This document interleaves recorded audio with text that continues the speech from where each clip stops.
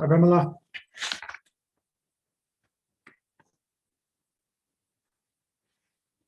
Amaya.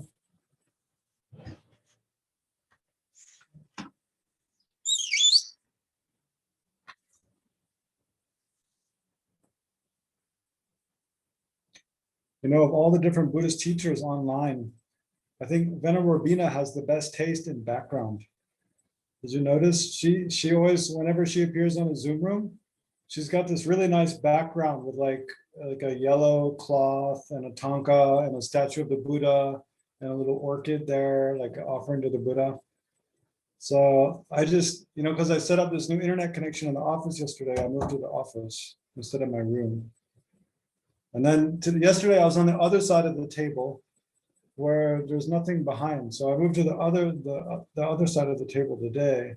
But I'm going to set up, I think I'm going to make like a nice background here because we have a shelf here, right?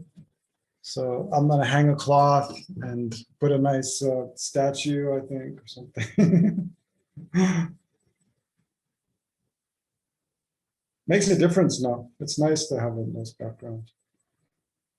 Lighting.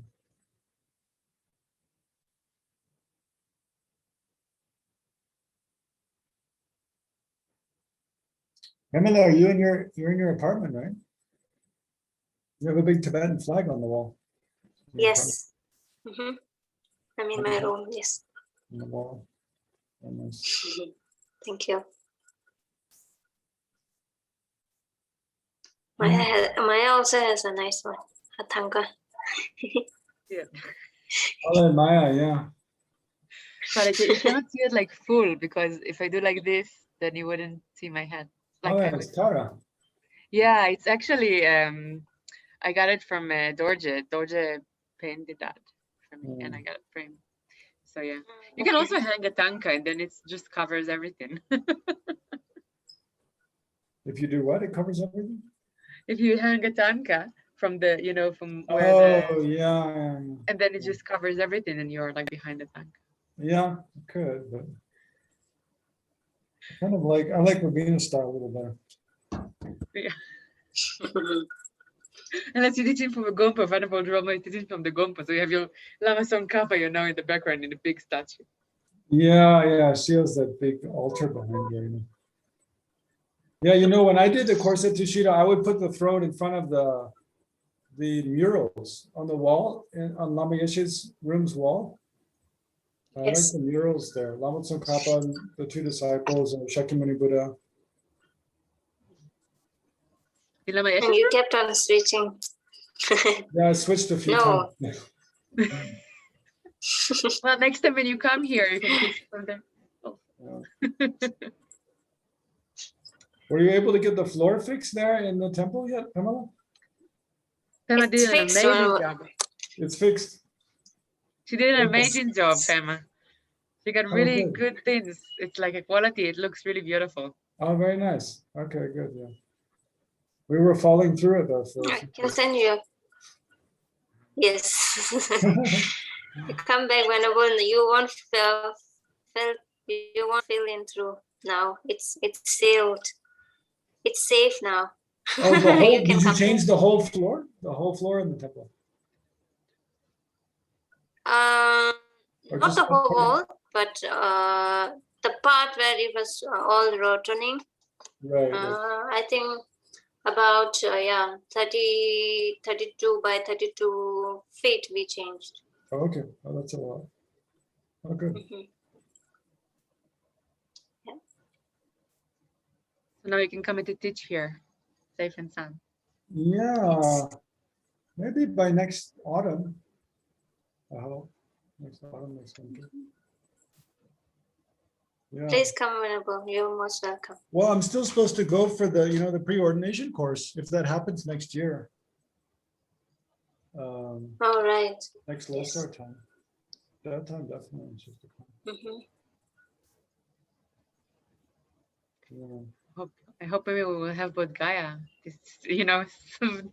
Dreaming His about Holiness that. said that earlier, that if he hoped this last winter to be able to teach in Bodh Gaya. So yeah, I think I hope we all have the vaccine by then. Yeah. in the monastery, all the monks above 65 are all getting it back now. It looks like about 100 monks a day are getting vaccinated. Yeah. Well, His Holiness got it and Rinpoche got it. And so Tendela also got it. So Who? Tenzin? Tendenla, his Rinpoche's assistant. Tendar? Yeah. He got it. Yes. Right. He's a young guy. I think they all went with Rinpoche. Right. So Anthony, how are you? I'm fine, thanks. Everything is Okay. fine. And yourself? Yeah, I'm very still good. enjoying every session. I'm in a lot of them. I just don't say much at all. But since we go way back, me, you, and Maya, I put the video on for the first time in a year. But I'm in a lot Yeah. of the sessions. Yeah, 4 Quite years a ago. few. I didn't realize you came 4 years ago to Dharamsala. Sure. Mhm. Yeah. Some of the people I always see them, but I just like to listen. Yeah. Well, And thank you for I that as request you well. to ask a question today. I like better when there's some questions now. I didn't know I'm connecting with the audience. Otherwise, I'm not sure if, what happened. No, I so appreciate the teachings from everyone that I get from Tushita and for everyone. I was there with you last month at the 15 Days of Miracles and everything. Oh, you were there. The Yeah. teaching. No, I don't miss much. I just don't say this is just beautiful. It's wonderful. We need it. It's wonderful. That's all. It's just Okay. it's just awesomeness. But It's you have to early in do the it on morning your there. own. It's early there in Yeah. the morning, right? Yeah, it's very, it's always, usually when I have classes with you, I'm up at 2, 3 in the morning with you guys, but finally Amazing. at 7 o'clock, 7:30 here for me in the morning. Yeah. So it's pretty good. It just flipped the script, but it's good any time of day. Dharma is good. I don't care. Great, what it great. is. You have I real don't care. determination, enthusiasm. Hey, and a lot of patience. Yeah, and patience too. Yeah. Good. Well, shall we get started, Pamela? We're already 5 minutes into the hour.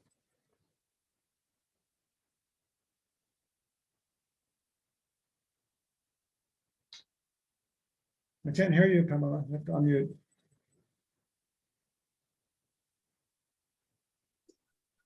Yes, Venerable, we can. Yeah, welcome. Good evening and good morning. Good afternoon. Welcome back for the last day of this review session. So yeah, let's get started, Venerable. Okay, Thank you. great. Let's start with generating a positive motivation. So yeah, check the state of your mind and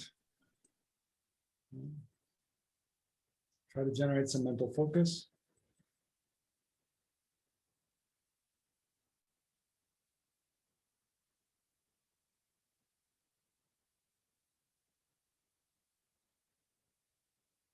And try to remember some of what His Holiness said this morning. Just bring His Holiness to mind. And I hope you're able to watch His Holiness teaching this morning here in India.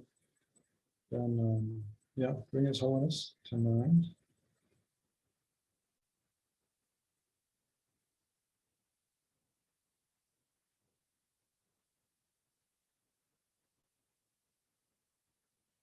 So we can try to, in general, of course, we want to try to use our lives to benefit all sentient beings. So if we're not happy ourselves, then we don't really know how to teach others or lead others or be a good role model for others about how to be a happy, healthy person. So beginning with ourselves, we need to try to learn how to reduce and eliminate suffering and increase and perfect well-being, happiness, wisdom, kindness. And we're incredibly fortunate in this life to have met the Buddha's teachings. And to have met them, in the example and role model of His Holiness the Dalai Lama and our other teachers, who, in actuality are fully enlightened beings emanating or showing the appearance that is exactly suitable to our suited to our needs and our potential. So there's no question that by listening to, reflecting on, meditating on, and trying to follow their advice, it's the quickest way for us to transform, to be of more benefit to others.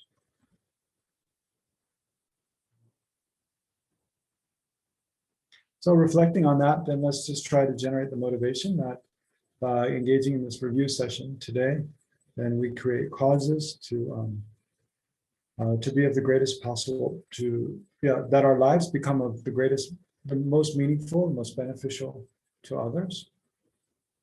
And especially that we quickly achieve, we create causes to quickly become enlightened for that purpose.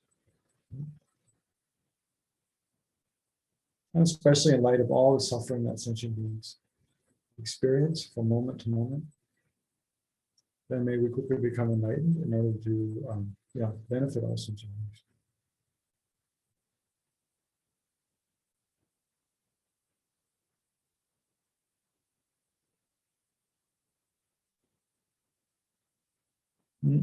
Okay, so then let's go through what His Holiness says.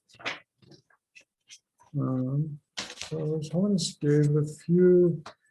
His Holiness didn't make many opening remarks. He pretty much went right into this this prayer, the three principal aspects of the path, Lama Tsongkhapa, which is a short presentation of the Lamrim, the graduated path to enlightenment. So the three principal aspects of the path, which was just pasted in the chat now. So the path means the path to enlightenment, right? The path to transform. What are the different kinds of meditation, the different questions and issues we need to contemplate and think about, and the different kinds of mental qualities that we need to develop on the path to enlightenment, and what's the order, the sequence, and the number of those different issues, topics. So that's what, in this, the title of the prayer, the three principal aspects of the path. The path refers to, the path to enlightenment, right? So when we talk about the graduated stages of the path, it's the same thing, same path.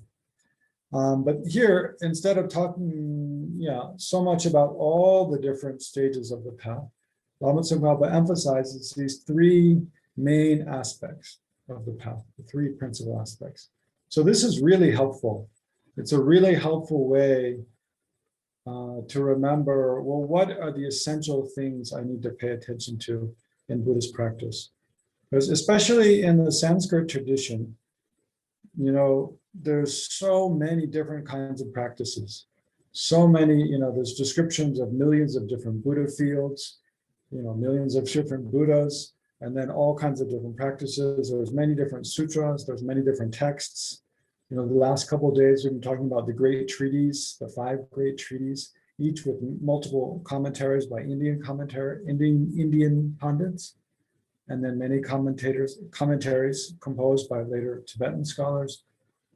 So, sometimes it can feel really overwhelming. Like there's so much to do. We need to purify, we need to accumulate karma, we need to make prostrations, offer mandalas, build holy objects, meditate on emptiness, and then there's the 4 tenet schools that each have a different presentation of emptiness, and then learn about logic. And it can seem it can be a little overwhelming, the whole, especially the Sanskrit Buddhist tradition, the Nalanda tradition. So it's really helpful to have, this concept of the 3 principal aspects, right?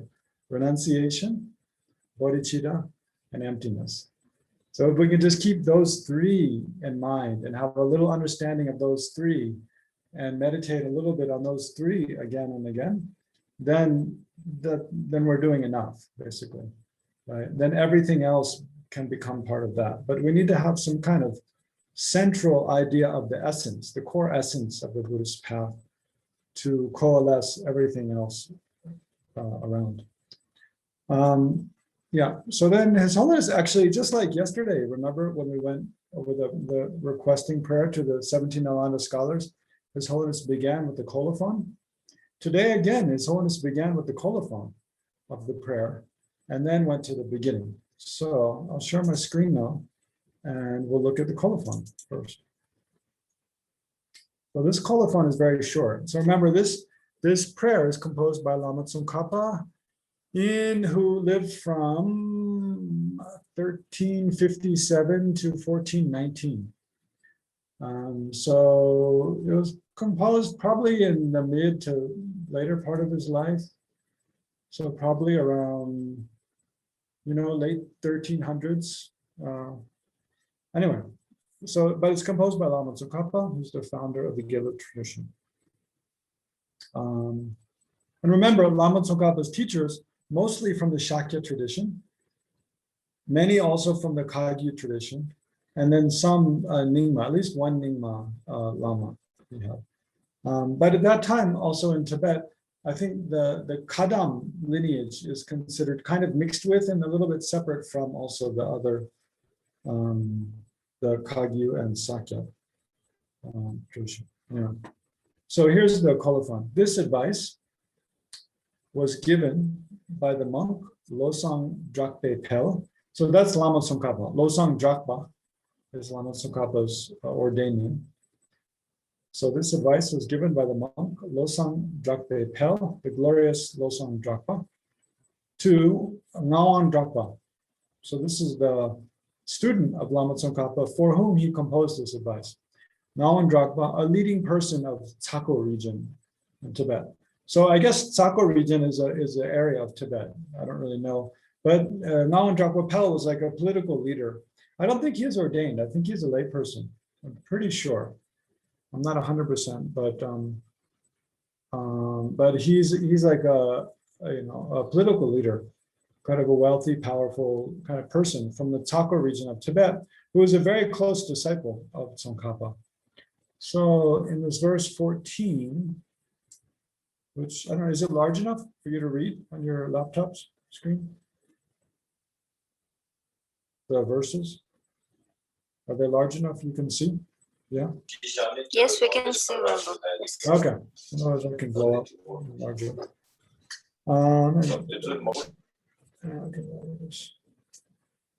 Okay. So verse 14. Thus, when you have understood as they are the essentials of the three principal aspects of the path, O son, seek solitude, and by enhancing the power of perseverance, swiftly accomplish your ultimate aspiration. So especially these words, it's kind of uncommon. This "O son, seek solitude." It's quite an uncommon phrase in classical Tibetan and Indian Buddhist works to have a phrase that's so intimate. So this is what His Holiness was speaking about at the beginning. This is why he brought up the colophon, because it's addressed. He was just saying that Tsongkhapa addressed this prayer to this person, Tsako Ngawang Drakpa, who's a very close disciple. And His Holiness, Tsongkhapa expressed that by saying, basically, oh son, once you have a good understanding of these three principal aspects of the path, then go into solitude, seek solitude, and put effort into meditation, basically. But the way he addresses him, oh son, is very personal and it shows affection. Tsongkhapa's great affection for his student. And so at this point, His Holiness was saying that, that phrase, oh son,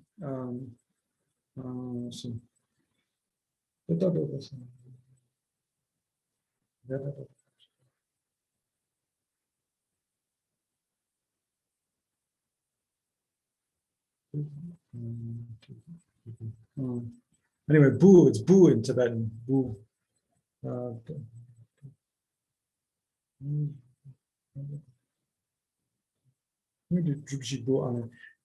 Denki dombanyor de drupshik bu. Denki dombanyor de drupshik bu. Anyway, it means, oh my child, actually, oh my child, my son.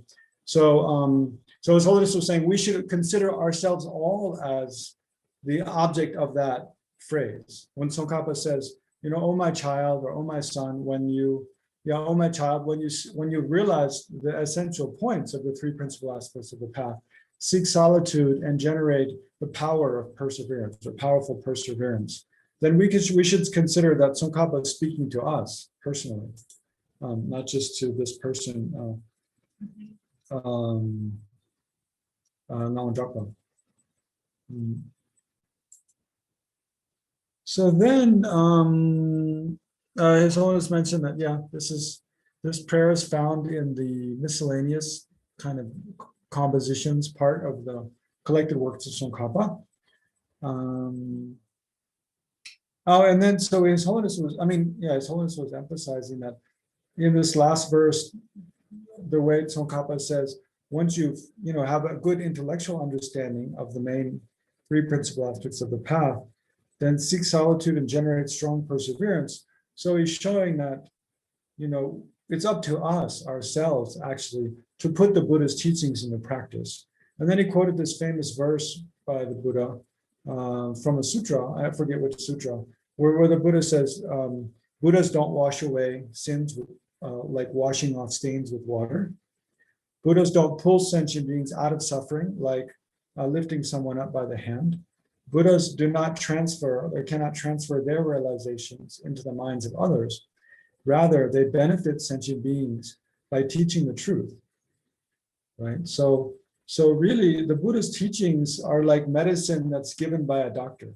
A wise doctor, they can analyze our condition, identify the cause of our illness, and then they know, and then prescribe a medicine which they know will alleviate the sickness, the illness. But we have to take the medicine. It's up to us to take the medicine, as prescribed. So the Buddhist teachings are just like that. The Buddha, he's generated wisdom. He sees the suffering we experience. He's correctly analyzed precisely the causes of the suffering we experience. And he's explained to us how to eliminate the causes of the suffering that we've experienced and how to create causes of happiness. But it's totally up to us to actually put that advice into practice. The Buddha can't do that for us, right? Otherwise, of course, they would, right? But it's totally up to us to practice what the Buddha taught, in accordance with our own interest and proclivity and disposition and ability. We just do the best we can, and then we check to see whether we get good results or not, right? So that's how we analyze the Buddhist teachings.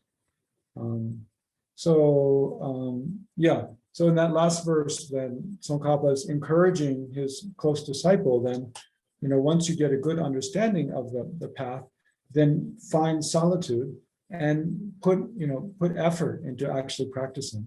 And then you'll quickly attain your goal. And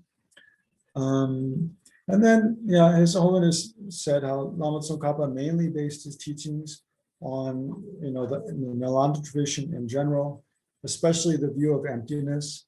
He based his explanations on texts by Nagarjuna, Aryadeva, Buddhapalita, and Chandakirti, as instructed by this pure vision of Manjushri, who told him how to study about emptiness. And then His Holiness mentioned again, the third day in a row, that every day he reads Chandakirti's auto commentary on Entering the Middle Way, which is not translated yet into English, unfortunately. But the main prayer by Chandakirti, Entering the Middle Way, is translated by English. And earlier in the year, His Holiness, or in 2020, in the autumn, I think His Holiness taught it. So there's a free copy of it floating around. But if you just read that it's a verse prayer, you won't understand that. It's not so helpful just on its own. So you really need a commentary. But the commentary by its own, so, okay, let's just get this straight, right? There's a root verses on emptiness called the Fundamental Wisdom or Root Wisdom by Nagarjuna. Then Chandakirti wrote a verse commentary on the main meaning of that, right? And combined it with the presentation of the 10 perfections. Usually we talk about the 6 perfections that bodhisattvas practice, but actually there's 10. There's an additional 4 we don't usually talk about. But anyway, so there's 11 chapters, the 10 perfections, and then bodhicitta. But the longest chapter is about the 6th perfection, the perfection of wisdom. That's the main part of that prayer. And that's, so that's the one I was saying is freely available, entering the middle way, right? And then Chandrakirti wrote an auto commentary on that. So auto commentary always means it's a commentary on a prayer or a text composed by the same author as the original text, right? So Chandrakirti wrote this verse, text called Entering the Middle Way, and then he himself wrote an explanation of his own text. So that's called auto commentary on Entering the Middle Way by Chandrakirti. So that's what His Holiness, that commentary that His Holiness is saying he reads a little bit every day and finds very beneficial for his own contemplation on emptiness. And that's the one that's not translated into English yet, right? But then Lama Tsongkhapa, right, the author of this prayer we're looking at now, he wrote an extensive commentary on Chandrakirti's Entering the Middle Way and the auto commentary. So large parts, probably half or more of Chandrakirti's auto commentary on Entering the Middle Way is quoted, word by word in Tsongkhapa's commentary on that, which is called Illumination of the Thought, and which has just been published in English, translation by Thupten Jinpa. It's just been published in the last 6 months by Wisdom, but it's really expensive. It's like $75 or something. I haven't seen it yet, but it will soon. But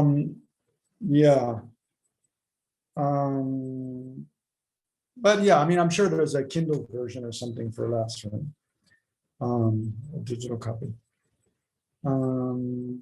So yeah, anyway, His Holiness was saying, again, for the third day in a row, that he reads that auto commentary by Chandrakirti every day, uses it as his main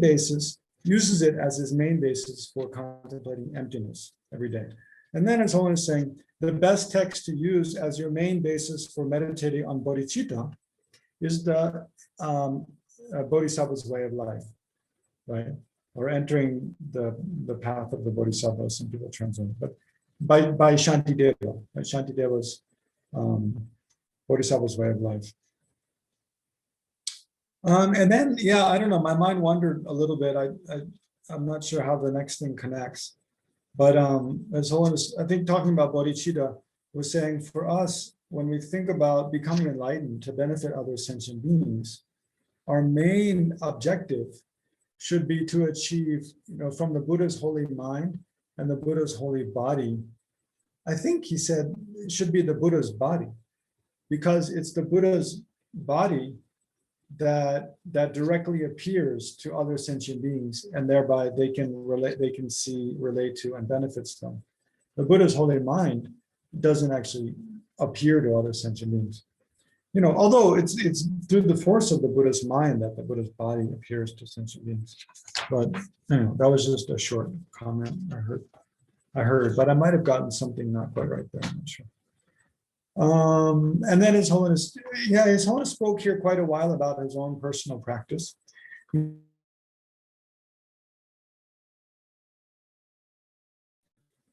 Try to generate the mind of bodhicitta, think about the suffering of sentient beings, generate the aspiration to achieve full enlightenment.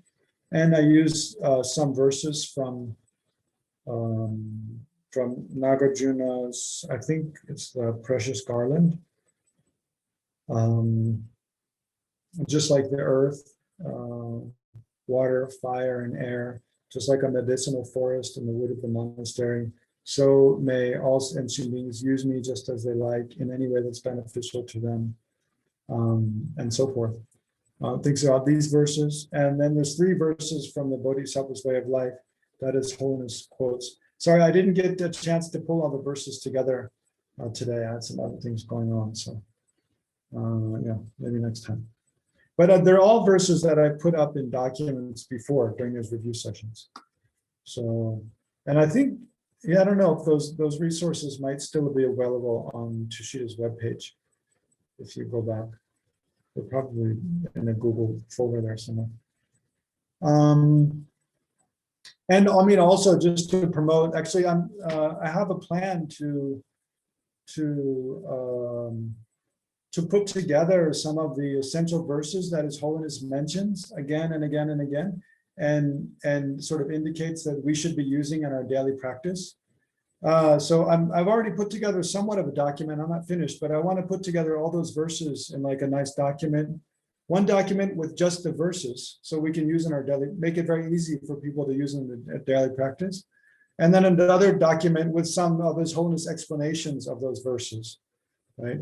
And then I'm thinking maybe actually to like, I think it'd be a nice offering to His Holiness, like for his birthday, to have, if people want, they can like sign up to make a pledge, like to recite those and contemplate on verses every day, and then offer it to His Holiness, like somehow. It'd be a nice kind of offering, I think, for His Holiness, to show that actually we hear what he's saying and we're actually trying to do that. Otherwise, I'm not sure if, if he really knows. I mean, he knows, right, ultimately, but anyway, it's maybe a nice thing to do.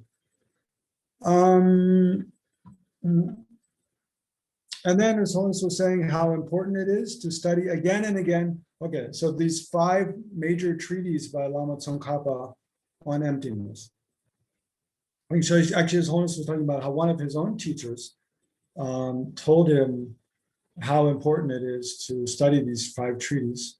And then His Holiness finds, yeah, it's very true. So there's 5 major texts by Lama Tsongkhapa on emptiness. So the 5 are, the first I just mentioned, illumination of the thought, right, which has just been translated.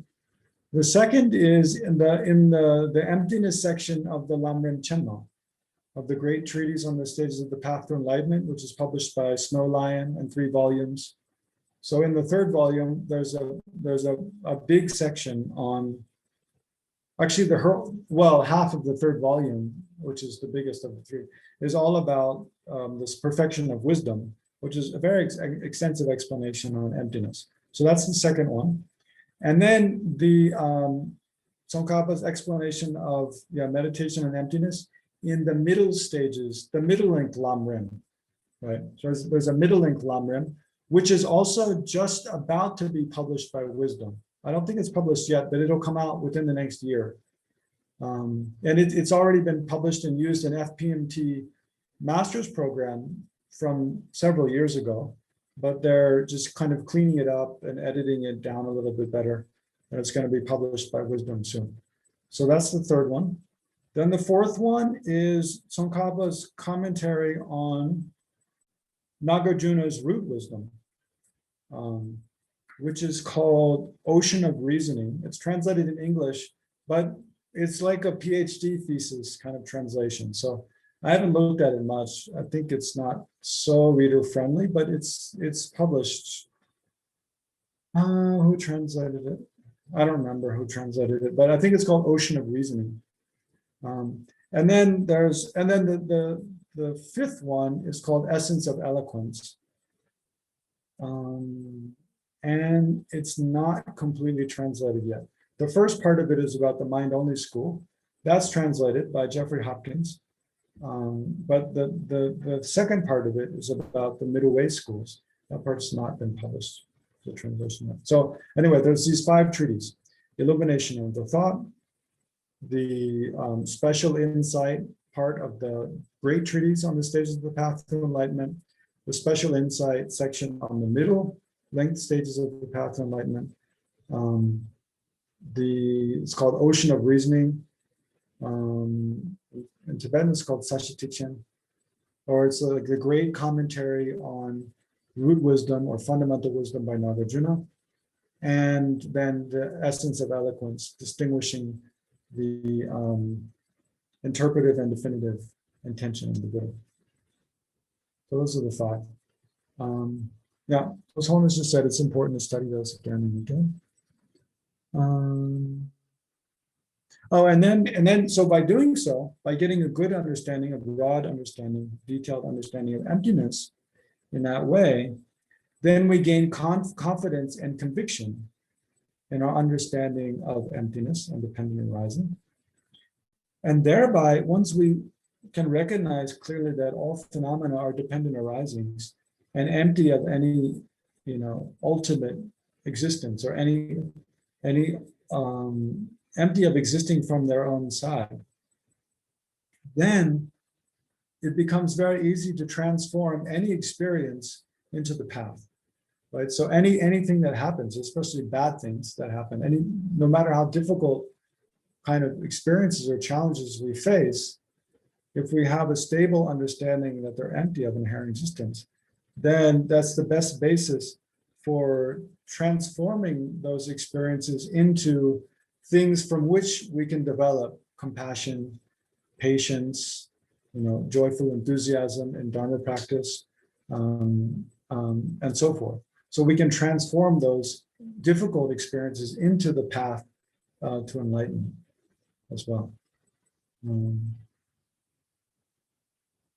And then His Holiness said how he, I think at the end of the day, how important it is to make this prayer, which we commonly recite in FPMT. In all my lives, may I never be separated from the perfect Guru, and by enjoying the stages and by enjoying the magnificent Dharma, may I quickly, something like traverse the stages and paths and quickly achieve enlightenment. It's very common. May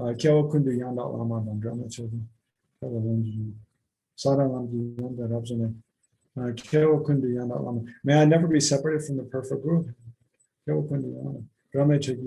and enjoy the Dharma. And by quickly completing the stages and paths, may I quickly achieve full enlightenment.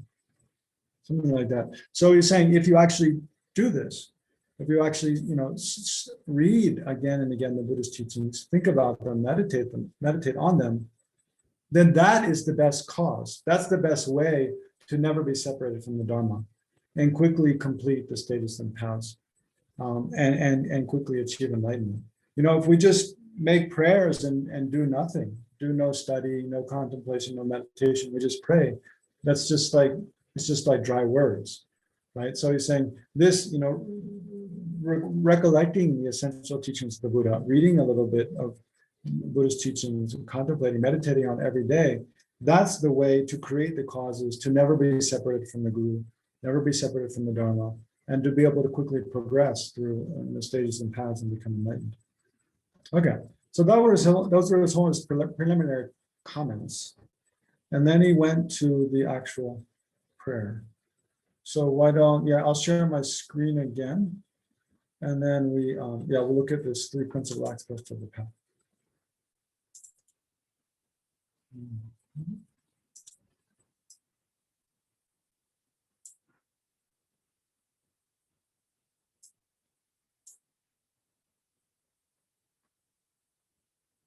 Okay, here we go.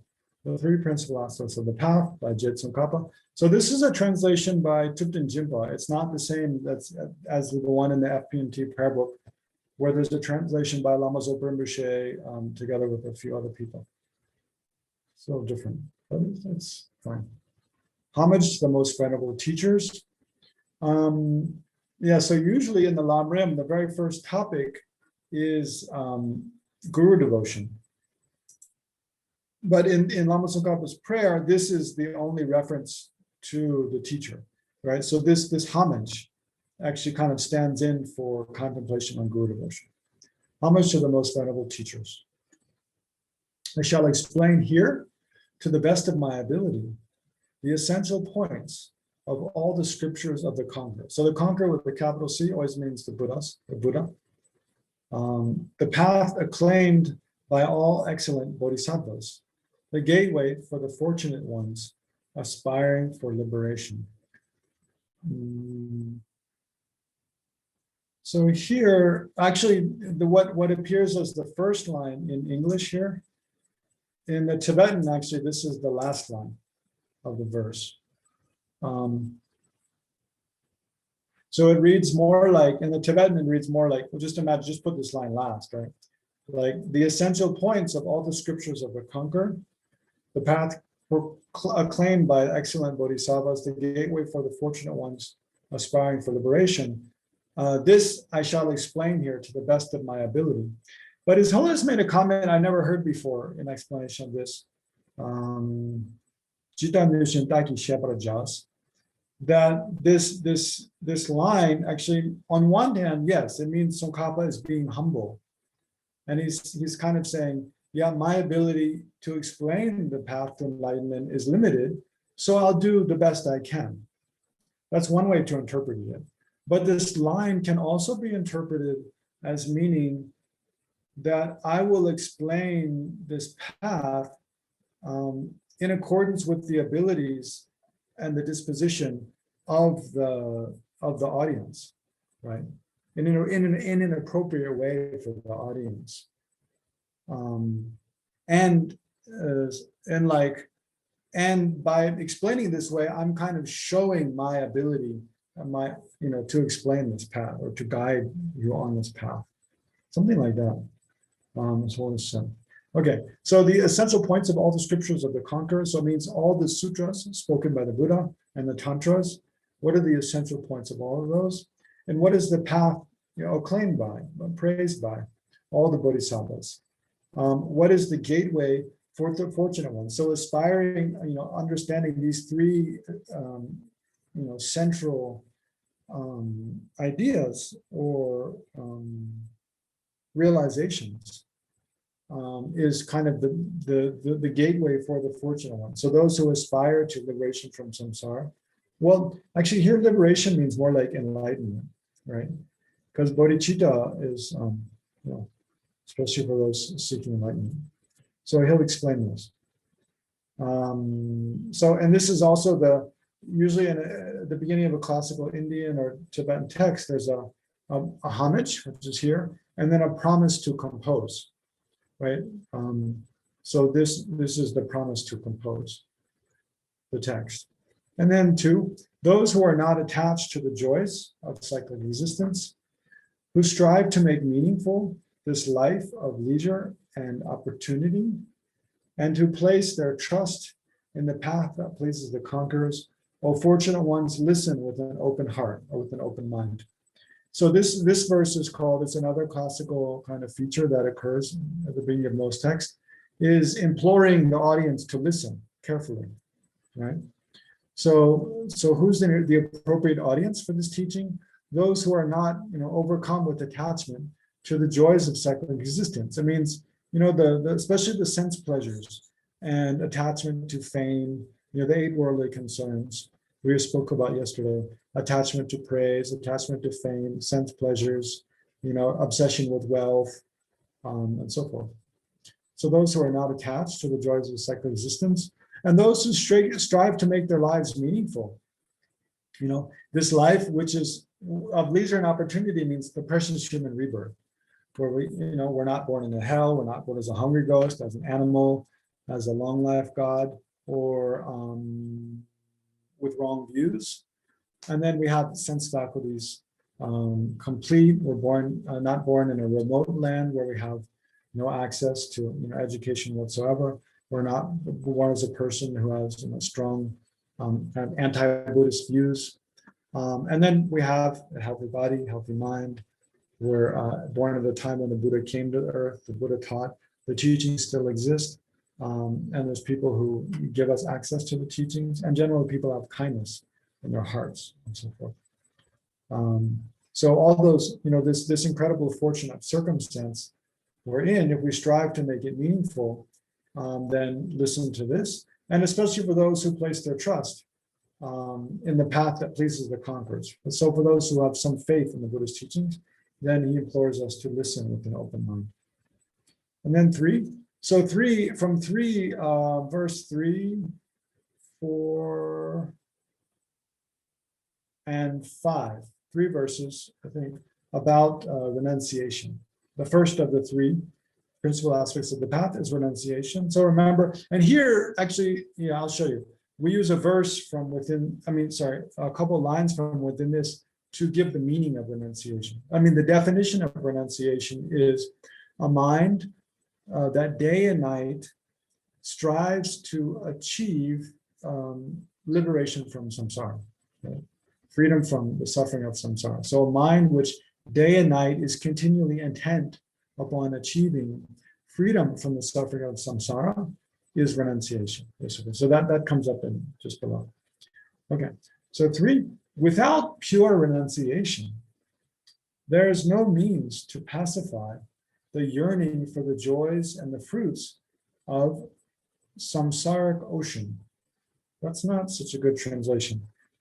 Basically, it means without pure renunciation, there's no way to pacify, to eliminate the yearning for the joys and like the pleasurable results that we can achieve in the ocean of samsaric suffering, right? And samsara, what is samsara? It means it's the continuity of rebirths that we take through the force of karma and afflictive emotions. Right? So why? Because craving for existence chains us thoroughly.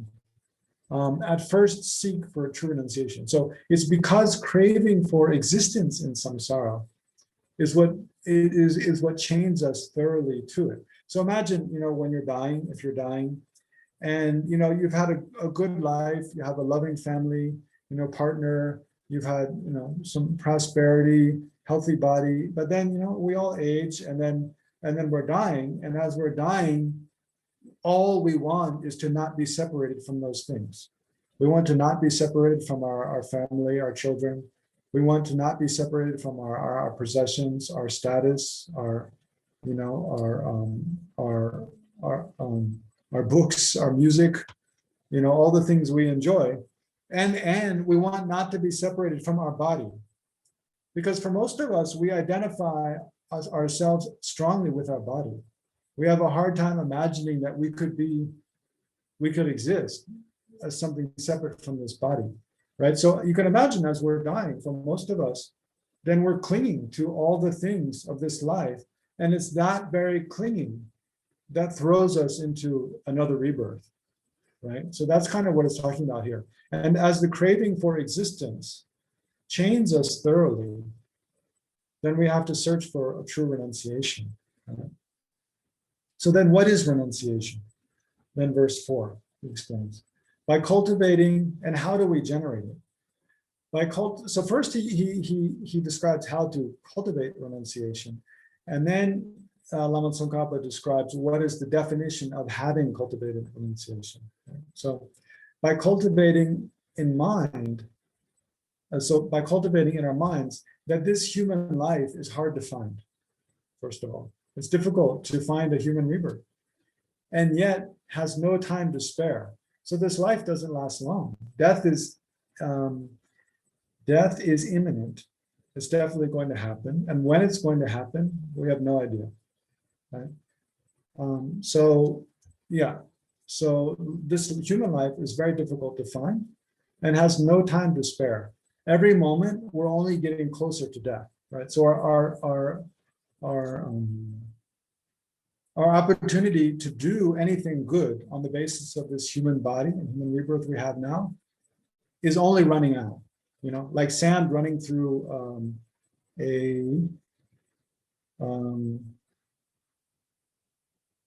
I can't remember what it's called.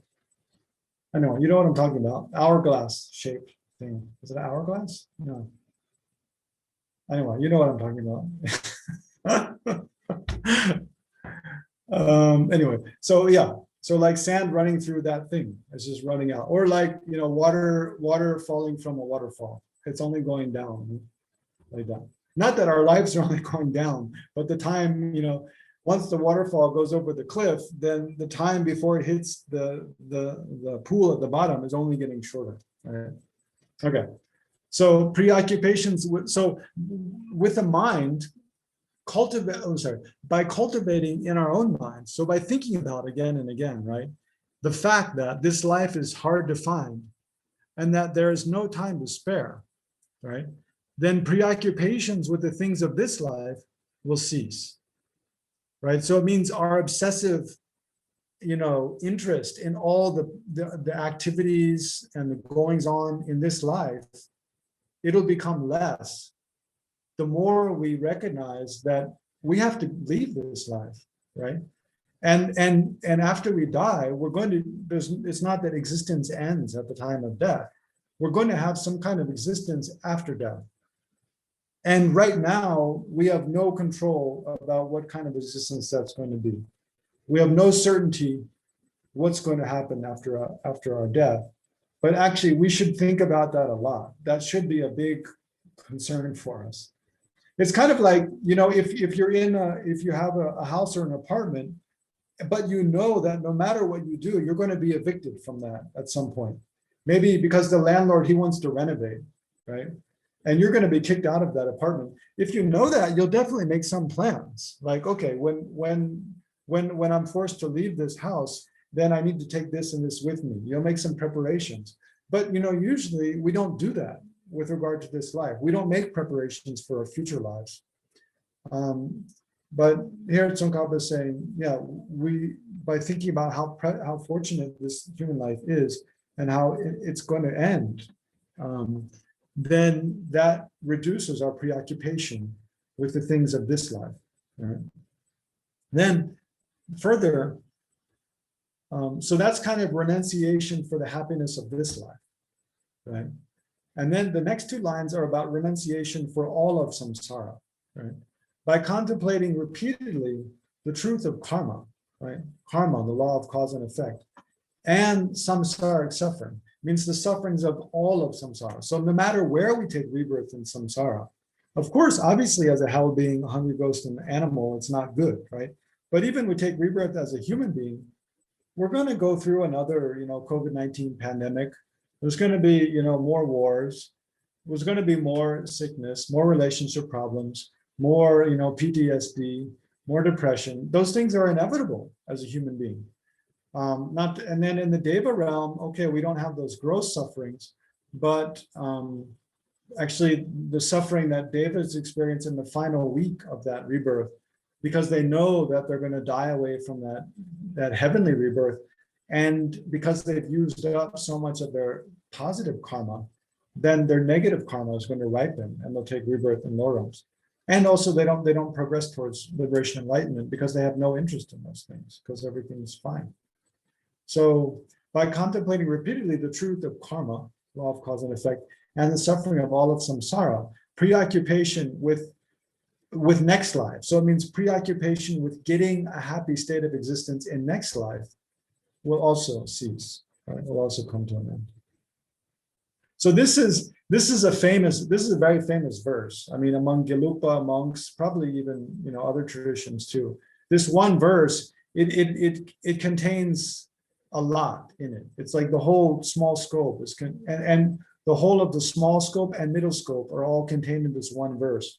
So this is a verse that's quoted often, and people, recite it to themselves and contemplate a lot, right? That verse. Okay, then verse 5. As you habituate in this way, so as you habituate your mind in this way, and so this is the measure of having achieved renunciation, when not even an instant of admiration arises for the prosperities of cyclic existence. It means the pleasurable things in cyclic existence. So when for not even for by reflecting on our precious human rebirth, the inevitability of death, and then the karmic law of cause and effect, and the suffering of all of samsara, by contemplating on those four things, when not even for an instant does admiration, it means yearning for the pleasures of cyclic existence, arise. And instead, when the thought aspiring for liberation arises day and night, at this point, true renunciation has arisen. Right? So especially these last two lines are given as the definition of renunciation. When the thought aspiring for liberation arises day and night, at this point, true renunciation has arisen. Right? So based on the contemplations that went before, when, not even for a moment, for right now, for most of us, when we think about the suffering of samsara, probably sometimes we have some degree of renunciation. But then we have to be honest with ourselves. Is it something that arises continuously and effortlessly day and night? Do I never, crave or, yearn for the pleasures of samsara? For most of us, no, it's not really like that. Like sometimes we just want to listen to nice music. We just want to have, a cup of nice tea and go for a walk. Which are, those things are fine, but it's not that we can't ever do those things. But yeah, but never, Yeah, I mean, yeah, there's a little bit, I won't go into now, but we have to try to make a more kind of fine-grained distinction between, well, what is it to actually have actual renunciation, and is there room for enjoying things, in ordinary life? Definitely there has to be, but how can those two go together is kind of a big question. Right? Yeah, I mean, part of the answer to the question is just not seeing the pleasures of samsara as an ultimate end in themselves, right? And seeing how all the pleasures of samsara actually are directly or indirectly tied up with suffering, right? Either the suffering or the suffering of change or pervasive compounding suffering. Okay, so from 6 for the next 3 verses, I think, is about bodhicitta. Right? So renunciation, such renunciation too, if it is not sustained or accompanied by pure awakening mind, it will not become a cause of the perfect bliss of unexcelled enlightenment. Therefore, O intelligent ones, generate the excellent awakening mind. So awakening mind means bodhicitta, of course. So it's saying that even if you develop that kind of renunciation, it does become a cause for liberation from samsara, for freedom from suffering of samsara, but it doesn't become a cause for the bliss of unexcelled enlightenment, right? For the omniscient state of Buddhahood, of full enlightenment.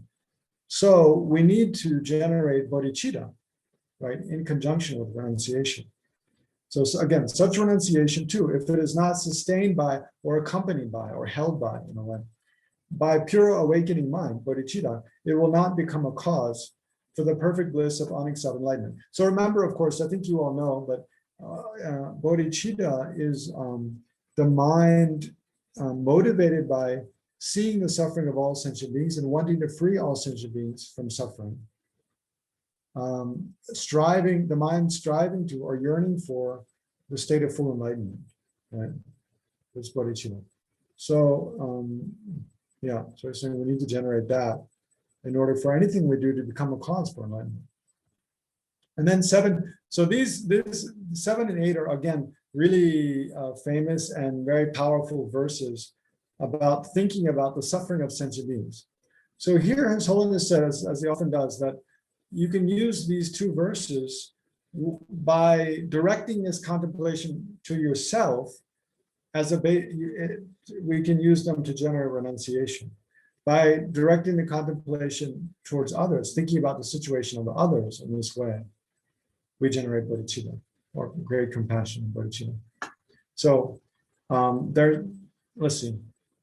Yeah, the translation's a little weird, but they're being swept away constantly by the 4 powerful rivers, right? So being continually, so this is thinking about how all sentient beings are continually swept away by the 4 powerful rivers. So there are 2 different ways to posit the 4 powerful rivers. I'll just mention one.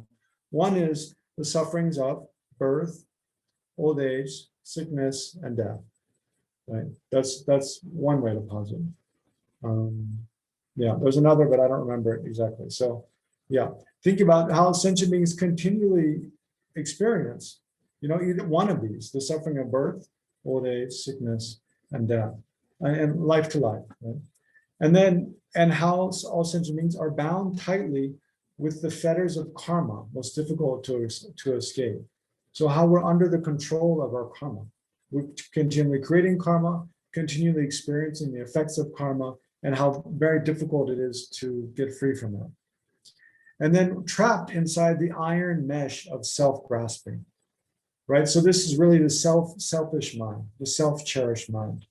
How that keeps us, how difficult it is to reduce and eliminate that. And it gives rise to anger, greed, jealousy, resentment again and again and again. And then enveloped from everywhere by the thick mist of ignorance. So the basis of this selfish mind is ignorance grasping at the inherently existent self. So, I mean, we really have to think about the analogy here and then apply it to the meaning. So first of all, imagine that you're in a river, in a big river, like a rushing river. You've fallen into, you've fallen into a rushing river and you're being swept downstream. Already it's terrifying, right? But then not only that, your hands and your feet and arms are bound, are tied up. So you can't even swim, right? You're just totally at the mercy of the current. And then not only that, not only are your feet and arms are bound, you're in a like a metal net, like a metal net. You're trapped in the net. So you totally, even if you get your arms and feet unbound, you're totally helpless. And not only that, it's at night, right? And there's no moon, there's no sun, there's no lights. It's totally dark. I mean, imagine how terrifying that would be. You'd be like, I'm done. Like, no hope, right? Even Houdini couldn't get out of that, I think. So the analogy, then we have to apply the analogy, like, really, so the powerful river is a river of birth, old age, sickness, and death. Then, we're bound by karma. And then within karma, we're caught in the net of the self-centered mind, right? And then within that, we're blinded by ignorance, right? The ignorance grasping at everything is inherently existent. So it really is like, it's a very powerful kind of illustration of our actual situation, which usually we don't give a second thought about, right? So it's quite scary to think about. Then verse 8, so this is the first two lines continue. So sentient beings, they take rebirth within cyclic existence that has no end, right? An ordinary river, at least it, it dumps into the ocean somewhere or something, and there's a dam or something. The river of cyclic existence has no end, right? So that's kind of actually why we should practice, even if we feel like our practice doesn't really add up to much, it doesn't make much difference. Well, it's better than endless suffering in cyclic existence, right? It will add up, if we make effort, there will be an end to the path of practice. There's no end to the suffering of samsara. So then they take rebirth when cyclic existence has no end, where they're endlessly tormented by the three sufferings. So as long as we're in cyclic existence, we'll be tormented by the three sufferings. Remember, as painful experiences, the suffering of change is pleasant experiences which don't last, actually, and they transform into unpleasant experiences. And then pervasive compounding suffering is just the fact of being under the control of karma and afflictive emotions. So by reflecting on all your mothers, so here someone says, by reflecting on myself being in such a condition, please bless me to generate renunciation. And then by reflecting on all your kind mother sentient beings as being in such a suffering condition, please generate the supreme awakening mind, bodhicitta. Okay, so that's it for bodhicitta. And now on to emptiness. So this prayer, the three principal aspects of the path, it's most famous for these verses on emptiness, actually, are considered, really like Tsongkhapa's pith instruction on how to meditate on emptiness, and what is the right view of realizing emptiness. So,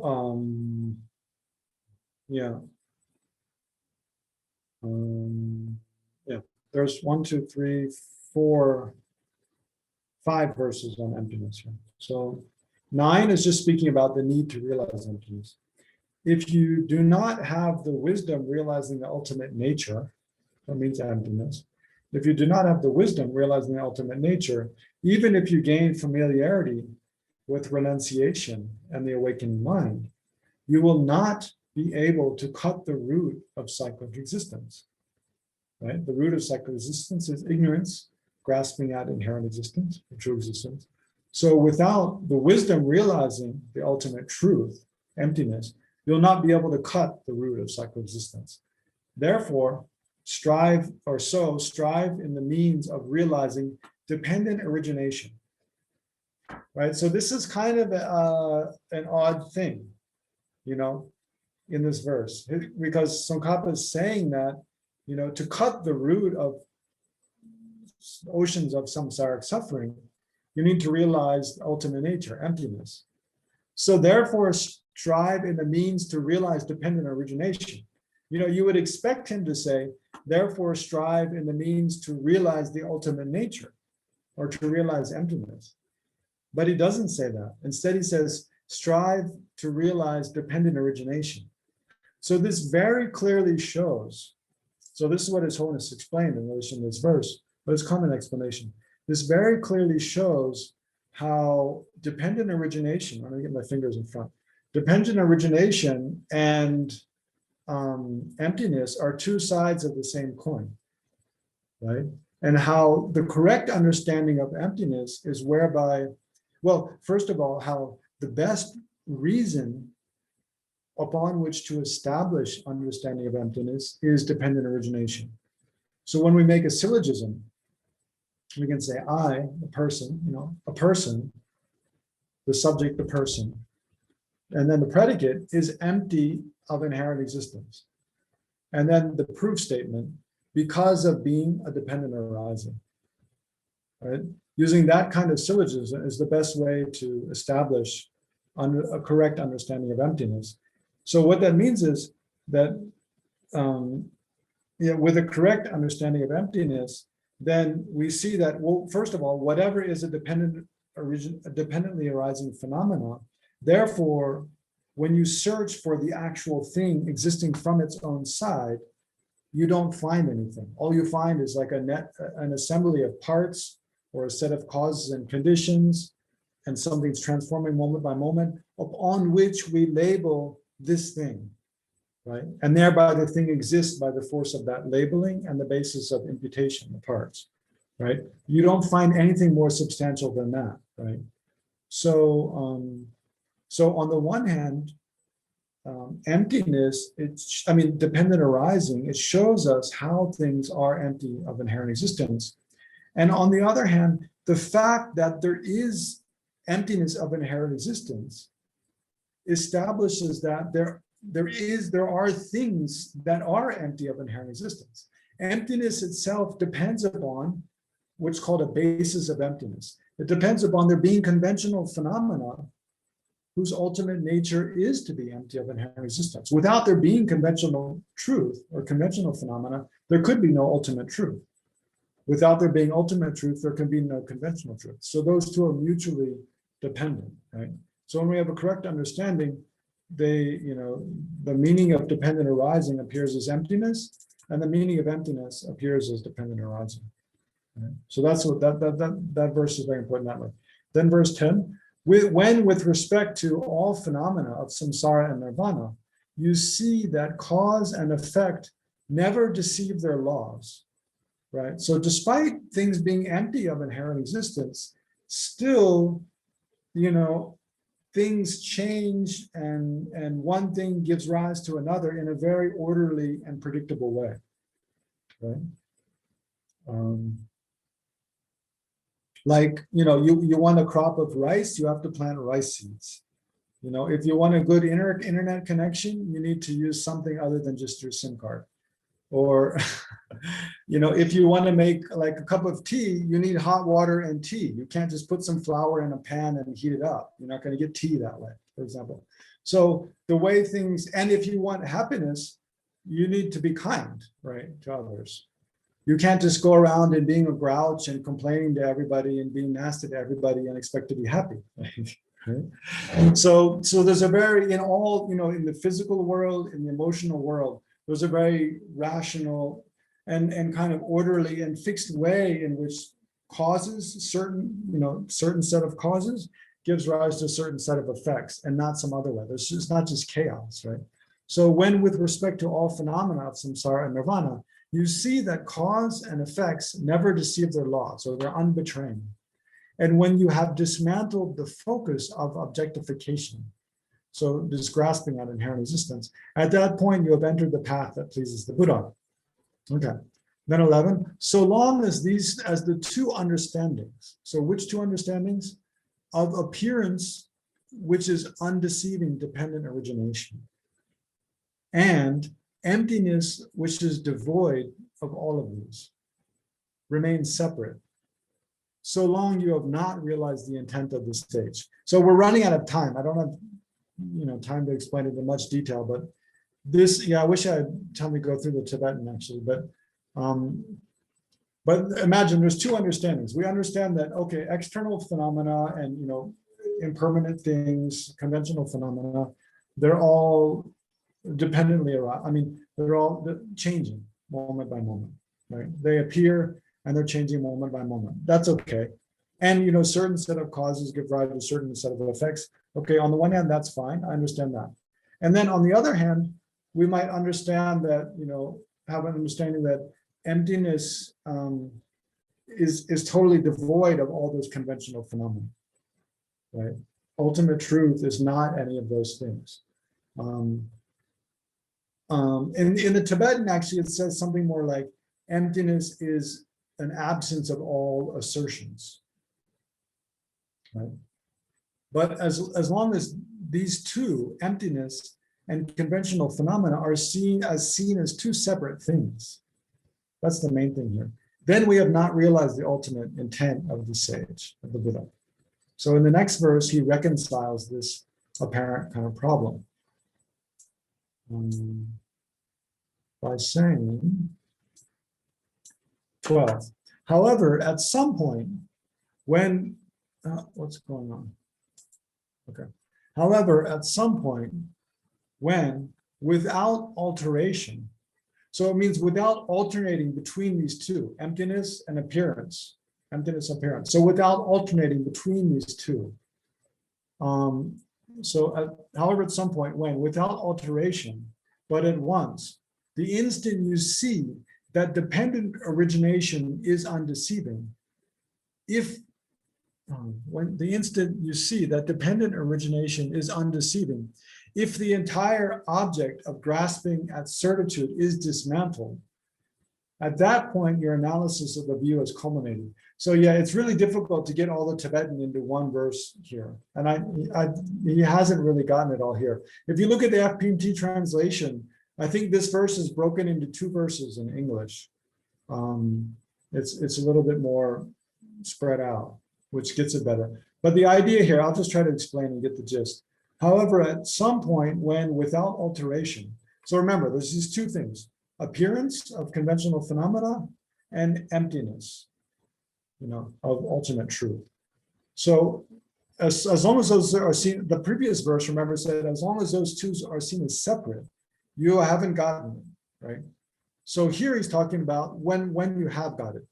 However, at some point when, without alteration, so without altering between these two, the instant you see that dependent origination is undeceiving, right? So that's the appearance side. The appearances we have of things, it's undeceiving. The cause and effects works as it should. And what it means is that very understanding of dependent origination, through that very understanding of dependent origination, that proves to you right in that moment that things are empty of inherent existence, without it being like a separate thing. It's like that very appearance of things, understanding how things appear, how we have an experience of things, how cause and effect works. That right in and of itself, that shows us emptiness, right? So the instant you see that dependent origination is undeceiving, if the entire object of grasping at certitude is dismantled. So the instant means in that very moment, in one moment, those two things come together inseparably, where you see both that it's because things appear in the way they do, that they're empty of inherent existence. It means if they were not empty of inherent existence, if they existed from their own side, they couldn't possibly appear as the way they do it. It'd be impossible. So it's the very appearance itself which negates things existing from their own side. So by that appearance, if the entire object of grasping at certitude is dismantled, at that point your analysis of the view has culminated. So you see why this is so important, because Tsongkhapa is stating very clearly, like, If you realize it like this, it means you've got emptiness right. You know? So this is, I mean, this is a very powerful verse for meditation. It's something, you know, it's really good if we can memorize and then reflect on again and again. And then, so here 13 kind of goes on to elaborate on it a little bit. Furthermore, when appearance dispels the extreme of existence, right? And when emptiness dispels the extreme of non-existence, and if you understand how emptiness arises as cause and effect, you will never be captivated by views grasping at extremes, right? So ordinarily, we would think that, you know, the first line, furthermore, when appearance dispels the extreme of existence. So ordinarily, we would think that things appearing in the way, you know, the conventional way that they do, yeah, that should dispel the extreme of nihilism, that nothing exists, right? Because, you know, if things appear in a conventional way, then we see that and we recognize, oh, then it's not the case that nothing exists, right? Which is, there's a big danger of when we meditate on emptiness, that we fall into nihilism. So, but instead of saying that, Tsongkhapa says, furthermore, when appearance dispels the extreme of existence, right? So the extreme of existence means grasping at inherent existence, grasping at things existing from their own side. So how is that? You know, so we have to kind of think a little bit to make sense of that. But I mean, the meaning is what I just explained above, that it's, if things had inherent existence, if things existed independently from their own side, then there's no room for interaction between things, right? So then there's no Zoom room, there's no internet connection, there's no plant growing outside, there's no day and night, there's no change, right? Change requires things affecting one another, things interacting with each other. If things exist by their own power from their own side, then there's no possibility for one thing to affect another at all. It's over, right? So in that way, then appearance dispels the extreme of this kind of inherent existence, independent existence, and emptiness. So then think about emptiness on its own. Ordinarily, we would think, well, emptiness dispels the extreme of what is it called? Existence, right? The extreme of grasping at things as inherently existent, which it does. But here he says the opposite. When emptiness dispels the extreme of non-existence. So again, that requires, you know, thinking below the surface a little bit. What does he mean? How does emptiness dispel the extreme of non-existence? Well, in the way I just described above, because there being the emptiness of an inherent existence requires there being something that is empty of inherent existence, right? If nothing existed, then there is also no emptiness of inherent existence. So any instance of, you know, emptiness of inherent existence requires there being a basis which possesses that quality, right? So by understanding that, then whenever we think about emptiness, that itself is assurance that things exist, that there isn't just nothing, right? Because that emptiness is a quality of something other than emptiness, right? So there has to be other things than emptiness as well. So yeah, so those, and then if you understand how emptiness arises as cause and effect, yeah, that's also very fascinating, right? How does emptiness arise as cause and effect? What does that mean? You will never be captivated by views grasping at extremes. 14. Thus, when you have understood as they are the essentials of the three principal aspects of the path, O son or O child, seek solitude. Actually, in Tibetan, the word they use, bu, I mean, it can be used for son, but it can also be gender neutral, right? But anyway, he is addressing it to a man, right? So, O son, seek solitude, and by enhancing the power of perseverance, swiftly accomplish your ultimate aspiration, right? Yeah, so this is written as a letter of personal advice, a prayer of personal advice to a close student who had studied with Tsongkhapa in central Tibet, early on, and then had gone back to Kham, eastern Tibet, where he's from, And so Tsongkhapa was sending him a letter of advice because they would never meet again. Right. Okay, so that's it for my. I don't think His Holiness said much after that. So if you have any questions now.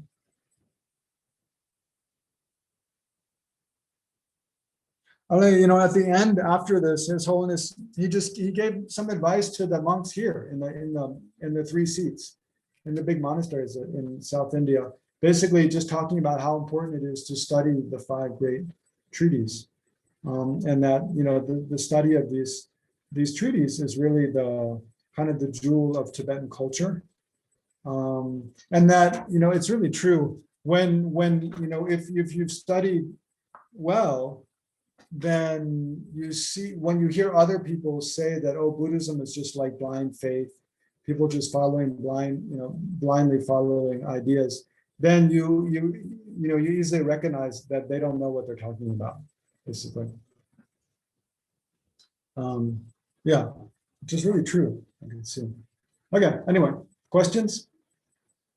Bill, do you have a question? Can you unmute yourself? Yes, I have a question. Thank you very much. Hi. Excellent, thank you. Can you explain a little bit about the merely labeled I? Sure. You mean like what it is? Yes. Yeah, like you didn't mention anything about the merely labeled I. Yeah, it's true. The merely labeled I. Okay, well, the I, of course, I, person, being, in the sense of like sentient being. Well, sentient being is not synonymous. I and person,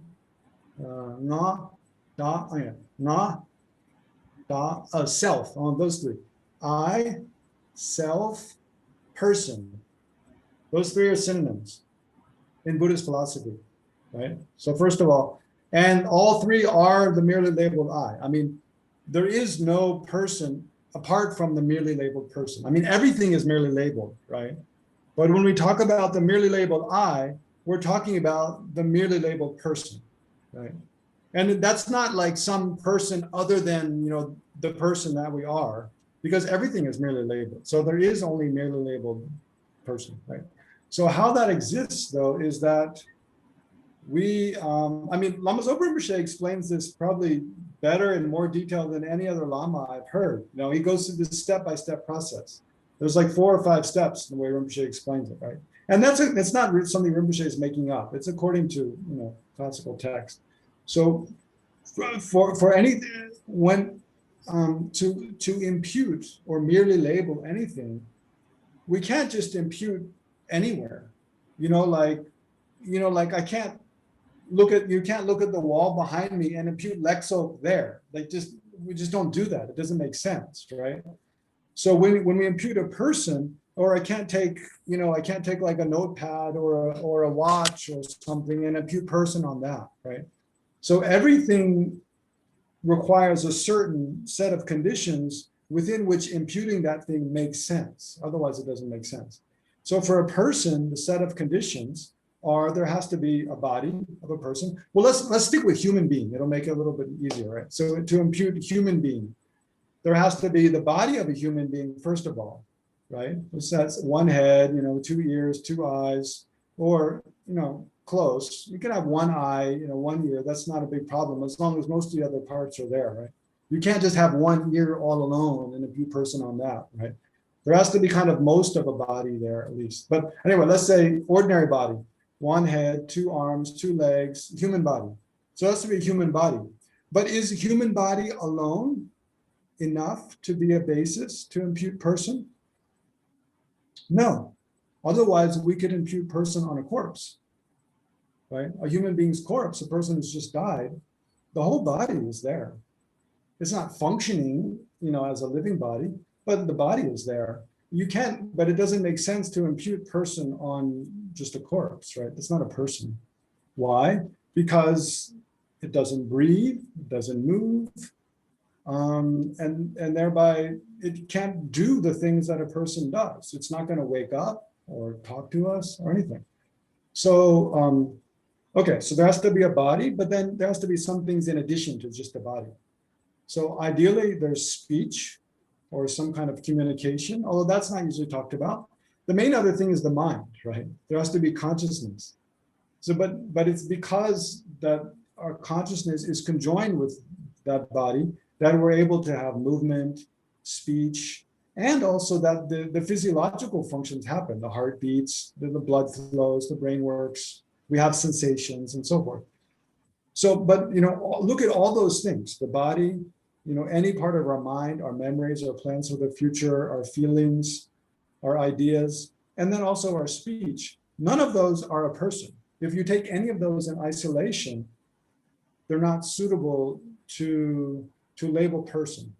I mean, the one thing that might be questionable there would be the stream of consciousness, right? Because the person does take rebirth, right? And at that, when the stream of consciousness leaves the body, and before it's takes rebirth in a future body, there is no gross physical body, right? But there we resort to Tantra. According to Tantra, there still is a physical aspect, right? There's a subtle wind. So the subtle wind in mind is the basis of immutation. But okay, so just to answer, but to keep it short and answer your question then, the merely imputed person is when we, on the basis of this collection of parts, all the parts of the body and all the parts of the mind, primary among which is a stream of consciousness, then, none of those parts are the person. And if you put all those parts off to one side and search somewhere else for something to call a person, you don't find anything. So then what is the person? It's something that we observe the collection of parts, and then we label person, and thereby it exists, right? So that's how the imputed person exists. But then what Rinpoche does then is describe how we grasp at it as being inherently existent. Then due to our imprints of ignorance, it appears back to us as if we didn't impute person on the aggregates, as if the person really is there on the aggregates by its own power. It appears back to us like that because of our imprints of ignorance. And then we believe that appearance as real. So that's how we grasp it, the inherently existent person. Okay, but what do you have a follow-up? I'm sure, no? So where is it? Where is the merely labeled I? Yeah, I mean, that's Rinpoche's big debate question. Where is the merely imputed person? Well, I mean, we can confidently answer that with reference to things that are not part of our continuum, right? So I'm on the chair. Think about where you are. Where are you? We're most familiar with, among all the different persons, we're most familiar with us. So we have to think about, where am I? Well, I can, with reference to I'm behind the table, I'm in front of the laptop, I'm on the chair, I'm below the ceiling, I'm above the floor. So with reference to all these external things, there's no problem locating us. The problem is when we come closer, right? Am I on the top of my head? Am I on my shoulder? Am I in my heart? Am I in my toes? Then it's like, well, you'd kind of want to think that the person pervades all of that space, because if something's, touching your feet, it's touching you, right? So any point on our body, if something's touching it, we think it's touching me. So it seems like the person pervades all of that. But then, you get into a lot of difficult questions very quickly. So, I mean, if it's labeled, it must be our consciousness labeling it, right? Yeah. I mean, but that's a whole nother question. But what about, because I'm looking at you in the Zoom room now, and I'm labeling, I'm seeing an image of you, and I'm labeling Bill on that image. So then is there a different Bill, one Bill that Legtsok is labeling Bill, and then one Bill that you're labeling yourself? Oh, this one's labeled Dorje Gourmet, Oh, Dorje Gourmet. Yeah, sorry, Dorje Gourmet. Yeah, but I mean, there's this question. There's many different people can label. Yeah. Something. So then, does that mean there's different things? One that's labeled by me, one by you, one by them, and that I haven't really seen a clear clearly addressed in text. I asked Rimsay one time, can the Buddha see our merely labeled I? Mhm. He said, yes, the Buddha can see. When you Arya beings can see it, when you Yeah. when you realize emptiness, then you can see it. But we can see it. I mean, the merely labeled I appears to us, but it always appears as mixed with the inherently existent I. So we can't separate it. We have really difficult, we can almost not separate it at all, but they both appear.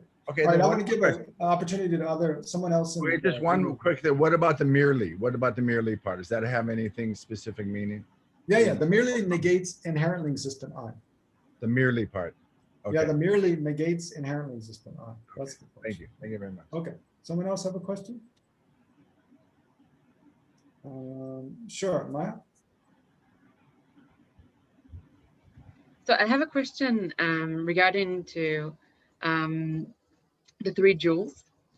In a way, it's like we say that we have like the Buddha, Dharma, Sangha, right? But within those three, so the Dharma is the one that is most important. Correct me if I misunderstand. True, yeah. So I was wondering, because we had a teaching about it also, and I think the three principle of the path is a little bit like the Lam Rim in a very short version. Yeah. I think so. And so I was wondering if like the Dharma is the one that is most important because the Buddha and the Sangha are external, but when you are studying the Dharma, then this would be the internal change within you, and this is why it's like the most important one. Yeah, that makes sense. Well, usually it's described in two ways. I think the reason the Dharma is most important. One is that it's because that's the thing that we actually practice, right? It's the actual Buddhist teaching and advice, which is what we actually try to put into practice. The Buddha explains that, and the Sangha help us to practice, but the thing we actually practice is the Dharma. The advice that we actually try to live in accordance with is, the Dharma. That's one way. And then the other way is more similar to what you're saying, because what is the actual Dharma jewel? I mean, with regard to each of the three rare sublime ones, or the three jewels of refuge, there's an ultimate and a conventional, right? So there's an ultimate and conventional Buddha, there's an ultimate conventional Dharma, there's a Sangha, and there's an ultimate and conventional Dharma jewel. So the ultimate Dharma jewel actually is the truth of cessation and the truth of the path. So those two, that's what we're trying to achieve in our continuum. So, and those two are what actually protect us from suffering. So once it's by generating the actual path, so the actual path is from the path of seeing up, the path of seeing, path of meditation, path of no more learning. So once you've directly realized emptiness, you become an Arya being. So at that point, you actually have the truth of the path in your continuum. And you also have the truth of cessation, because from the very first moment of directly realizing emptiness, you've abandoned the smallest, as you can say, the first level of obscurations, right? So each successive level of obscurations that you abandon, that's the truth of cessation, right? So basically, from the path of seeing, you have in your continuum the truth of the path and the truth of cessation, which are the ultimate Dharma jewel. And it's those which actually prevent you from taking rebirth in samsara again, right? And enable you to achieve liberation and enlightenment gradually. Yeah. So in that way, I think what I hear you saying is that is the reason the Dharma is the main refuge of the three, is because that's what internally actually protects us. Is that right? Yeah, I mean, it's like with this sentence, like the Buddha can show you the way, but you are the one that has to walk it. So I thought about it in that connotation of that, because at the end, it's the internal change that you have to do, not someone, he cannot change you, you can change yourself. And that's what the Dharma teaches at the end. Yeah. Right, exactly. In that verse that the Buddhas don't wash away sins with water, they don't pull sentient beings out of samsara by the hand, they don't transfer their realizations into the mind of others, they benefit beings by teaching the Dharma. Yeah, so it's the Dharma that we actually have to practice. Thank you. Okay, another question? You can raise your hand in front of your screen also. Okay, Carrasco.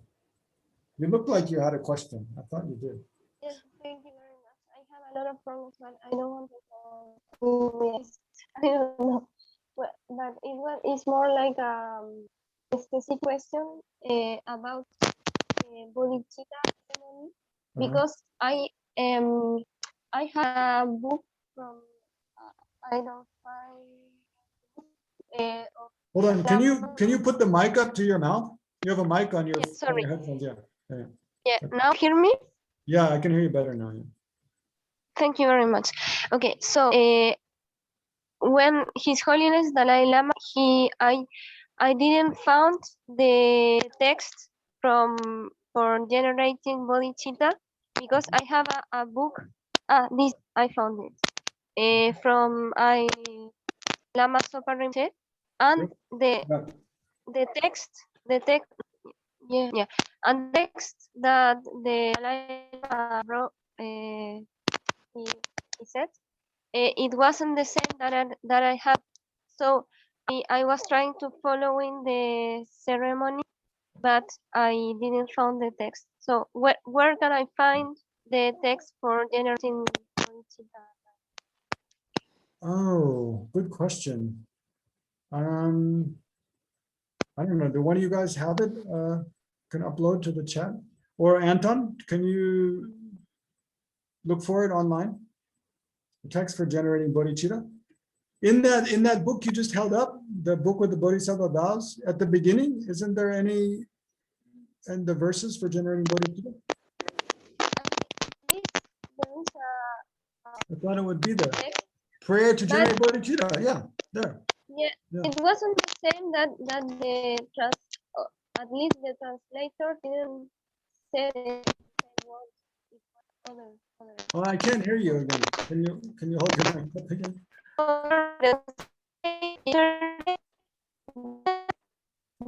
He did say the same words that are written here. It isn't text. It's not the same. Well, it's okay. There's different verses. There are different versions, no?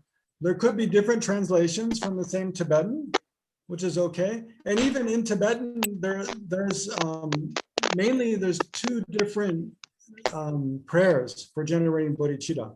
One is using verses by Shantideva from the Bodhisattva's Way of Life.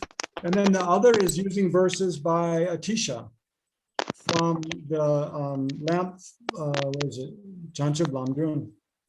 The lamp on the path to enlightenment by Atisha, right? So, and there, I think there might be another set of verses. Yeah, there are by Asanga from a different text, right? So there are different verses. You don't have to use a specific set of verses or words.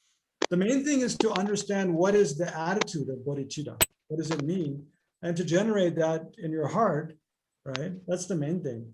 And then to make a pledge that you'll never give up trying to, live your life according to that attitude and increase that attitude more and more, right? That's the essential thing, right? So there's different versions of the words. Don't worry about that. The version you have is fine. Okay. Okay. Any more questions? What is the schedule? This is scheduled till 9, I think, right?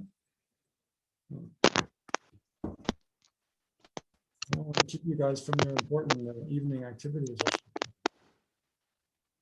Oh no, it doesn't have a finish date. It's just says, oh yeah, 7 to 9. Okay. All right. More questions? I was thinking 8:30. George Jimmy, did you have a follow-up question? Are you in Thailand?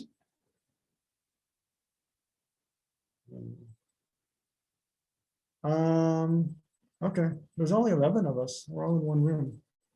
Maya, you must have a question. Oh, you asked a question already. Where's Dilshad? Is she here? Dilshad? Oh yeah, there you are. Hi, Dilshad, do you have a question? Oh, Anthony? Yes. Can you thank you for the teachings, just awesome as usual. Thank you so much. Every day's been brilliant.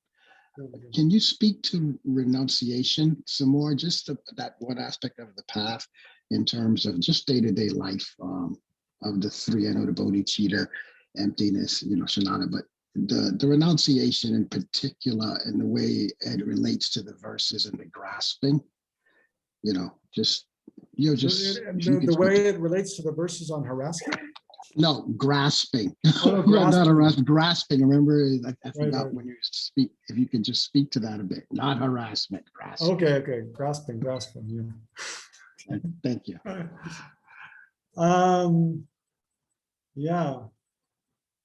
Yeah, in a way, I kind of find renunciation, in a way, it's the most difficult to understand of the three, because it is hard to make it jive with our ordinary, our sense that, well, we need to have an ordinary life, and oftentimes the mistake people make, I know I definitely made when we're new to Buddhism, is to have the idea that renunciation means we have to give up everything that we like.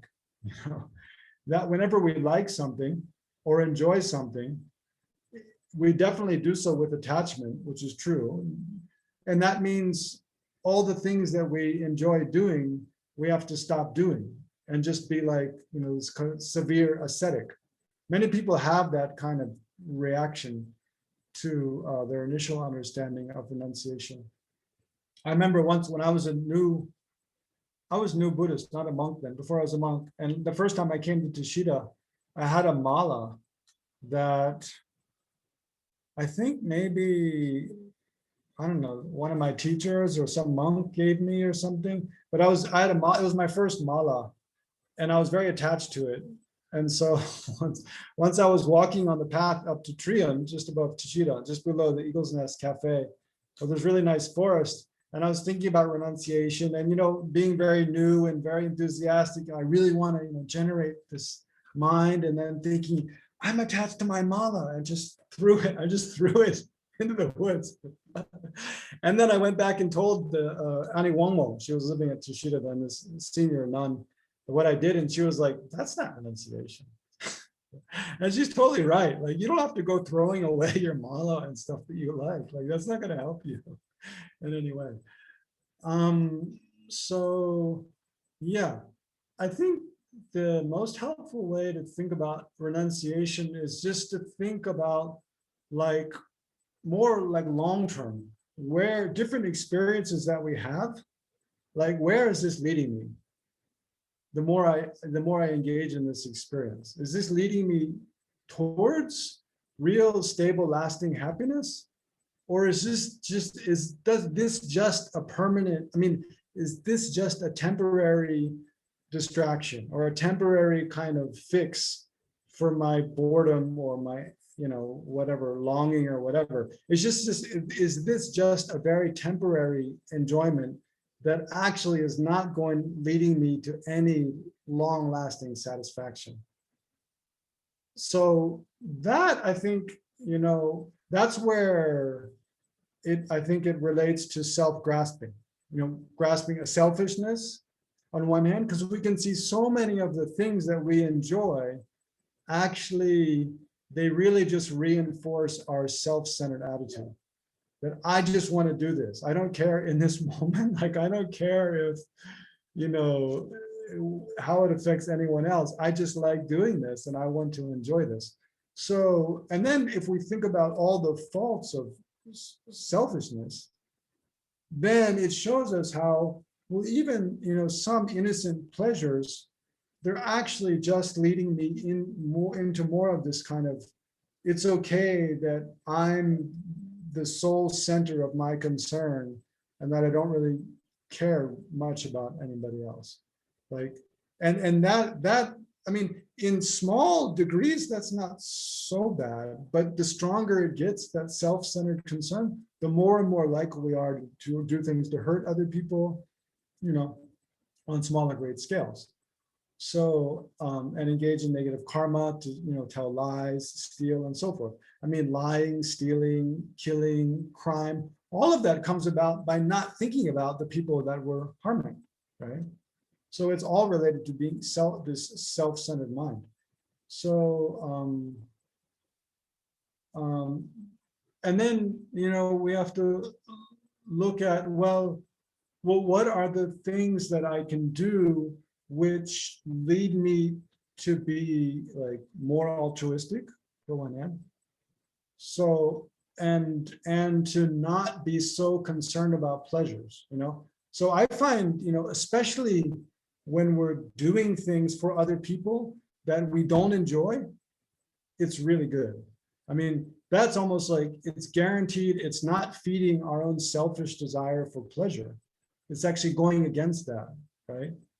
And especially if it's not something that we're going to get any direct benefit from. We're really doing because we feel like we should, I just should help this other person in this way. But also, more simple things, just like, meditation on loving kindness and compassion. That's something we can enjoy, fully. It's very enjoyable. And it's not reinforcing any selfish disposition. And if we keep doing that, it will lead us to be a better person. So it is bringing us closer to, liberation and enlightenment. So yeah, I think it's important to, kind of, but then what about all the mundane things that we have to do? We have to eat. So yeah, I don't know. I mean, I don't know. There's still some things I struggle with about, eating. Like, for example, I mean, just look at two different ways of looking at it. Like, I know I have some friends who just think about the health benefit. If there's anything you can put in the food that might damage the health, not because they just obsessed with their health, but because they really want to live a long time in order, they're Buddhist practitioner, in order to make the most of his human life, to benefit beings and make progress on the path. So if there's anything like salt or sugar or oil that you can put in the food that's just for the purpose of pleasure, then if you're putting that, isn't that just following attachment? But on the other hand, like, I don't know, I eat food that doesn't have any of those things, and I'm just like, blah. I'm not into it. So I feel like when I eat food that really tastes good, then that itself is kind of some kind of nourishment as well. Now, of course, there's an extreme. You don't want to just eat, deep fried chicken like every day or something like that. Right? But I don't know. Yeah, I think we have to find, in that way, we kind of have to find a balance between, trying to be honest, like, about things that we enjoy. How do we enjoy them? I mean, it's one of the things I like a lot about Lama Yeshe's style of teaching, was saying, like, you don't have to give up the chocolate. You can enjoy things that you really like, that, sounds, tastes, experiences, relationships, travel. We can enjoy it. It's not the enjoyment of those things in and of themselves that's a problem. Really, the problem is that we look to those things as an ultimate source of satisfaction, and they don't have the ability to ultimately satisfy us at all. But the pleasurable experience of those things, if we look at it in the right way, especially, so to go back to grasping again, if we see that those things are interdependently arising, they're emptiness of inherent existence, and my ability to enjoy them is actually a result of my positive karma that I've created. So first of all, the karma, if we see that, we can enjoy something and realize, I'm able to experience this thing in this way as pleasurable because I created positive karma by, not harming others, by practicing generosity, being kind to others, by being a good person. I created the possibility for me to have this pleasurable experience. So that, with that understanding, then all of our pleasurable experiences reinforce our positive behavior, which brings us closer to liberation and enlightenment, right? On one hand, and then to think about in terms of like dependent arising and emptiness, any pleasurable experience that we have, we can use that as a basis for thinking, well, what is going on? Actually, who is the person who's experiencing it? Where is the actual pleasure? Can I pinpoint it? No, we just have a whole disparate part of experience. What is the actual object that I'm, that I'm experiencing? So we can use all of that as, food for contemplation on emptiness. And then the pleasurable experience itself, it helps enrich our understanding of emptiness. And actually, which is, this is a very important point, especially kind of related to Tantra, is that when our mind is happy, we can easily understand things and understand them much more deeply.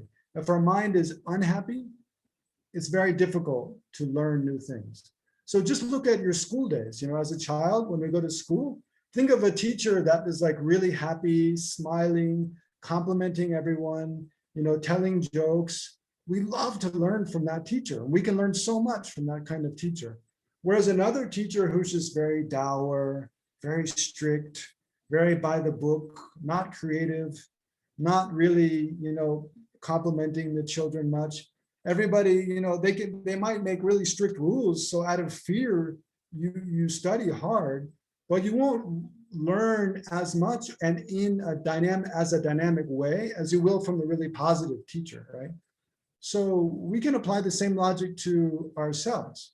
If we're really we beat ourselves up for enjoying anything because that's just promoting our attachment. Yeah, we can practice that way and we will make progress, but it'll be much slower than if we have this more dynamic way of looking at things where we can think, no, I can enjoy things. There's no problem with that. I just have to not put unrealistic expectations on things I enjoy to give me ultimate satisfaction. My ultimate satisfaction is going to come by the way I enjoy them with wisdom, right? And with kindness. Something like that. Yeah. Okay. Okay, Dr. Gilman. You have to unmute yourself. Unmute. Yes, thank you very much. Why does the karma expand? Like if you lie, then over a period of time, it'll turn into the same karma as killing. Yeah, that's a great question. And I don't have a great answer, actually. I haven't heard one. I haven't seen one. I think that's just one of those. One after 45 years. I have never heard a good answer. Yeah. A few years ago, I went to the Buddhist Samaja Center in Northern Virginia, and one of the senior students there asked me the same question. I was also quite stumped. I mean, I think it's just kind of there's many kind of questions that we can ask that about, why does time move forward as opposed to moving backwards? About the inanimate environment, that there's just certain ways that, in the inanimate environment, there's just, different, look at the periodic table, like each of the elements, they have different properties, they interact with each other in different ways. Why is that? It's just their nature to do like that. So I think with karma, and that aspect, I think that aspect of karma, that it expands, is arguably a very hidden phenomenon, as opposed to a slightly hidden phenomenon and a very hidden phenomenon.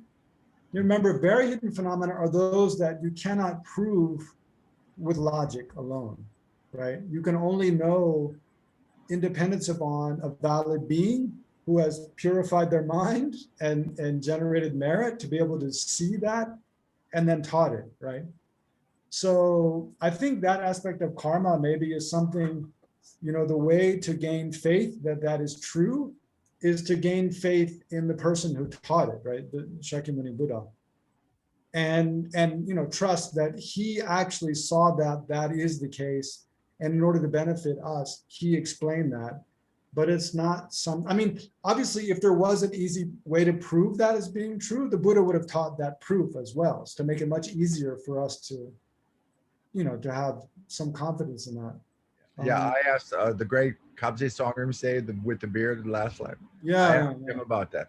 He just said, "That's just what it is. That's just what it does." Yeah. I think it kind of boils down to that. Yeah. Okay, Maya. Hey, I just wonder regarding to what Bill was asking, if that could be because of the ripple effect. You know, Because like of if the you, ripple effect. yeah, like if you do something and that could affect something way bigger. Like, you know, with the story with this the vows that they said that don't drink alcohol, and then he or like don't kill, like, I don't remember exactly how the story goes, but then at the end he drinks the alcohol, he has sex with a woman, and you know, and then all these other things comes up from one thing. And I thought about, you know, sometimes you do one thing and you're not even aware of like what the effect of that one small thing that you did could become something way more bigger. I mean, so maybe in that regard that you cannot say if that thing really would be something that will be bigger and would have a bigger effect or not, but that's something that only a minded of omniscient can see, that that act that you did led to that something way more bigger than what you thought. You know what I mean?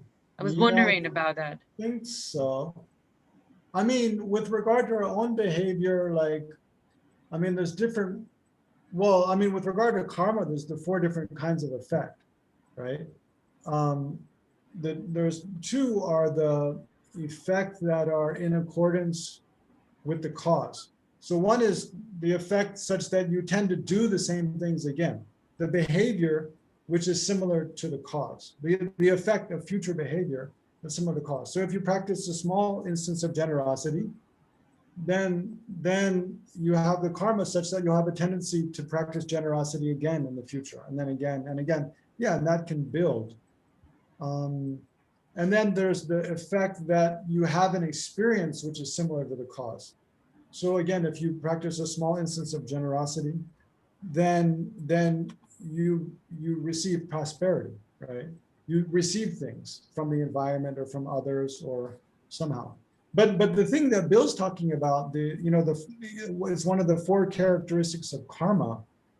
Whereas if you practice a small instance of generosity, then it's like the longer that you don't experience the result of that, especially the experiential result that's similar to the effect, for the longer amount of time that you don't experience that karmic seed of generosity, the longer it doesn't ripen, the greater the potential for it to produce a result, right? You know, so usually we explain in terms of negative karma, right? So imagine you kill an insect. If you don't purify it today, this is why we do Bodhisattva like meditation at the end of each day. If you don't purify that negative karma today, then by tomorrow you have it increases such that it can produce the effect of you being killed, or say you being like getting a headache. After 2 days, it increases such that it can have the effect of you like getting a terminal illness or something.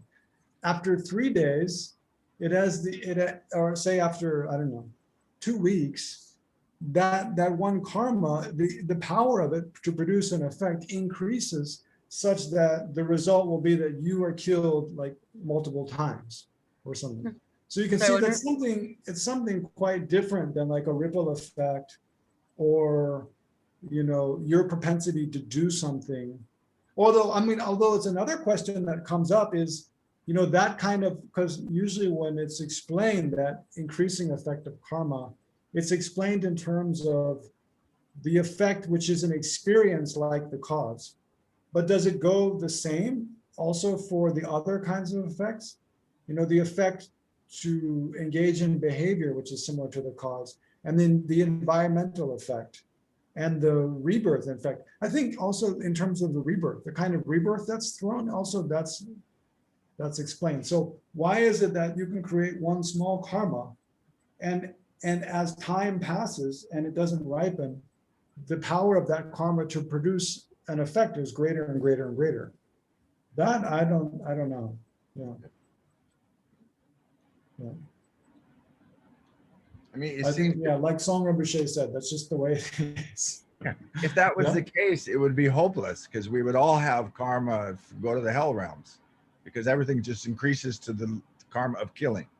Yeah, but remember, it's the same for the positive karma too. Yeah, so that's how you have to look at the balance. So if you're Yeah, not, if you're doing bodhicitta, it's so powerful that it would purify. yeah. And then we have all these powerful purification practices. I mean, bodhicitta and refuge themselves, they act to purify Exactly. those things. Yeah. Have you heard? I've only heard that with that Vajrasattva, the 21 mantras, stops the increase of that, right? Right. I've never heard any other kind of any other explanation of a purification process except for if you say the 21 Vajrasattva mantras, it stops the increase of negative karma, right? Have you heard of that? That's true, but I mean, purification should do it, but I've never heard any. By extension of the same logic, other things should work too.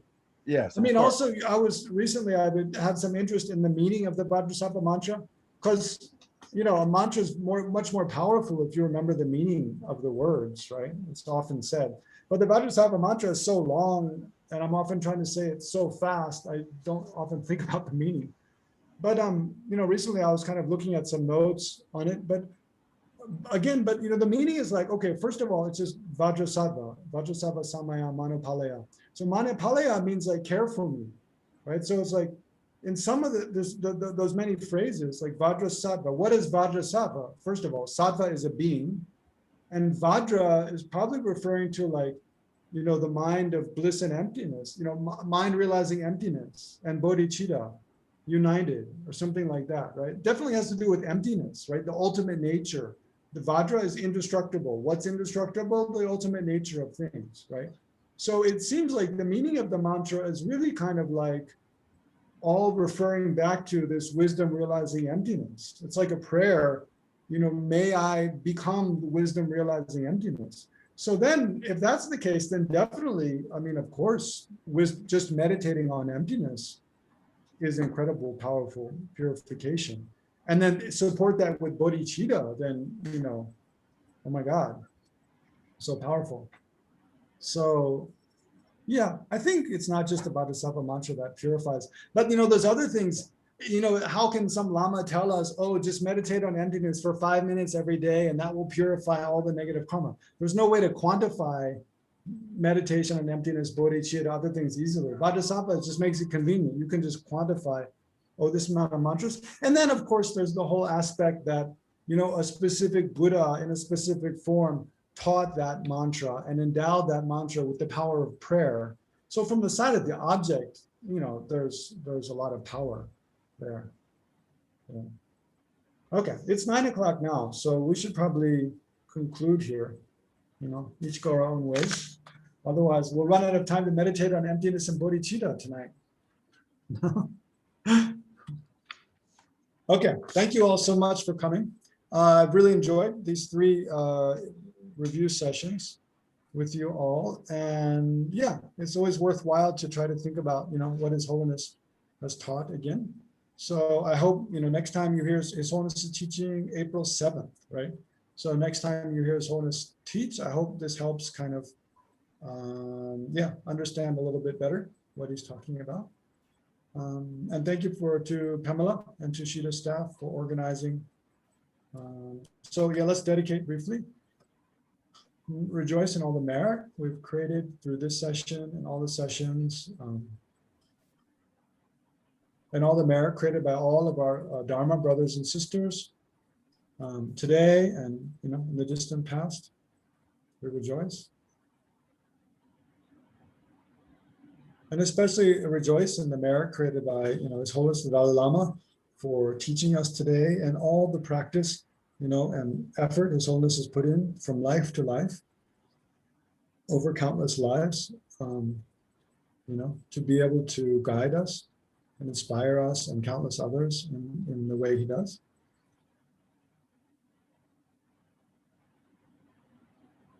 And then rejoice in the holy activities of body, speech, and mind of all of our teachers, Lama Zopa Rinpoche and others, and all the lineage Lamas back to Shakyamuni Buddha himself and before. We can rejoice in all their holy enlightened activities. So all this merit then combined together, we dedicate that the Buddha Dharma may flourish and spread in all directions and long into the future.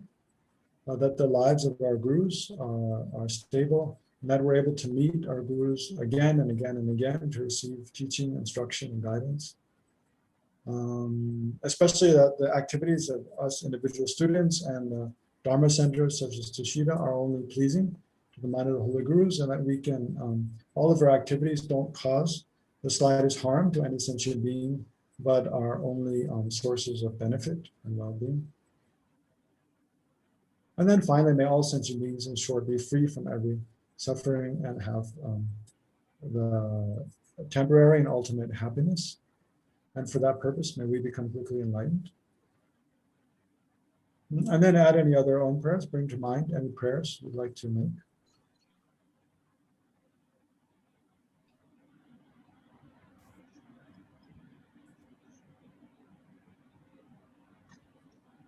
So may those, your own wholesome aspirations come to be as quickly as possible. Yeah, and then finally, the global pandemic of COVID-19. Remember all those suffering due to it or who have died. May those who have recently died take a precious human rebirth. May all beings in the 3 lower realms, have taken rebirth as hell beings, animals, hungry ghosts. May they quickly, their karma to exist in that realm quickly be exhausted. May they take a precious human rebirth or rebirth on a pure land. And may the pandemic quickly be brought to an end, and global destruction of the environment and climate destruction be quickly reversed. May the world become a pure land for beings to practice the path to enlightenment. Okay, thank you all very much. And yeah, see you next time. Venerable Legtsok, thank you so much. Please, can I offer this kata to you on behalf of Tushita and everybody here? Thank you so much for sharing your wisdom very generously. And if I may ask, maybe we look forward to see you next time for His Holiness teaching. Great, yeah. Thank you so much, and thank you everyone here. Thank you so much for your participation and the questions, and I think it was a great discussion this evening. Thank you so much. Yeah. Have a good night or good day. Good Thank night, you. everyone. Bye-bye. Thank you. Thank you so much.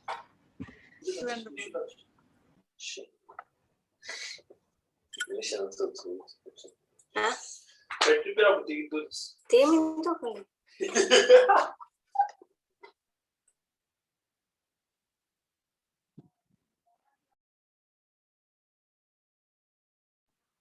Thank you all.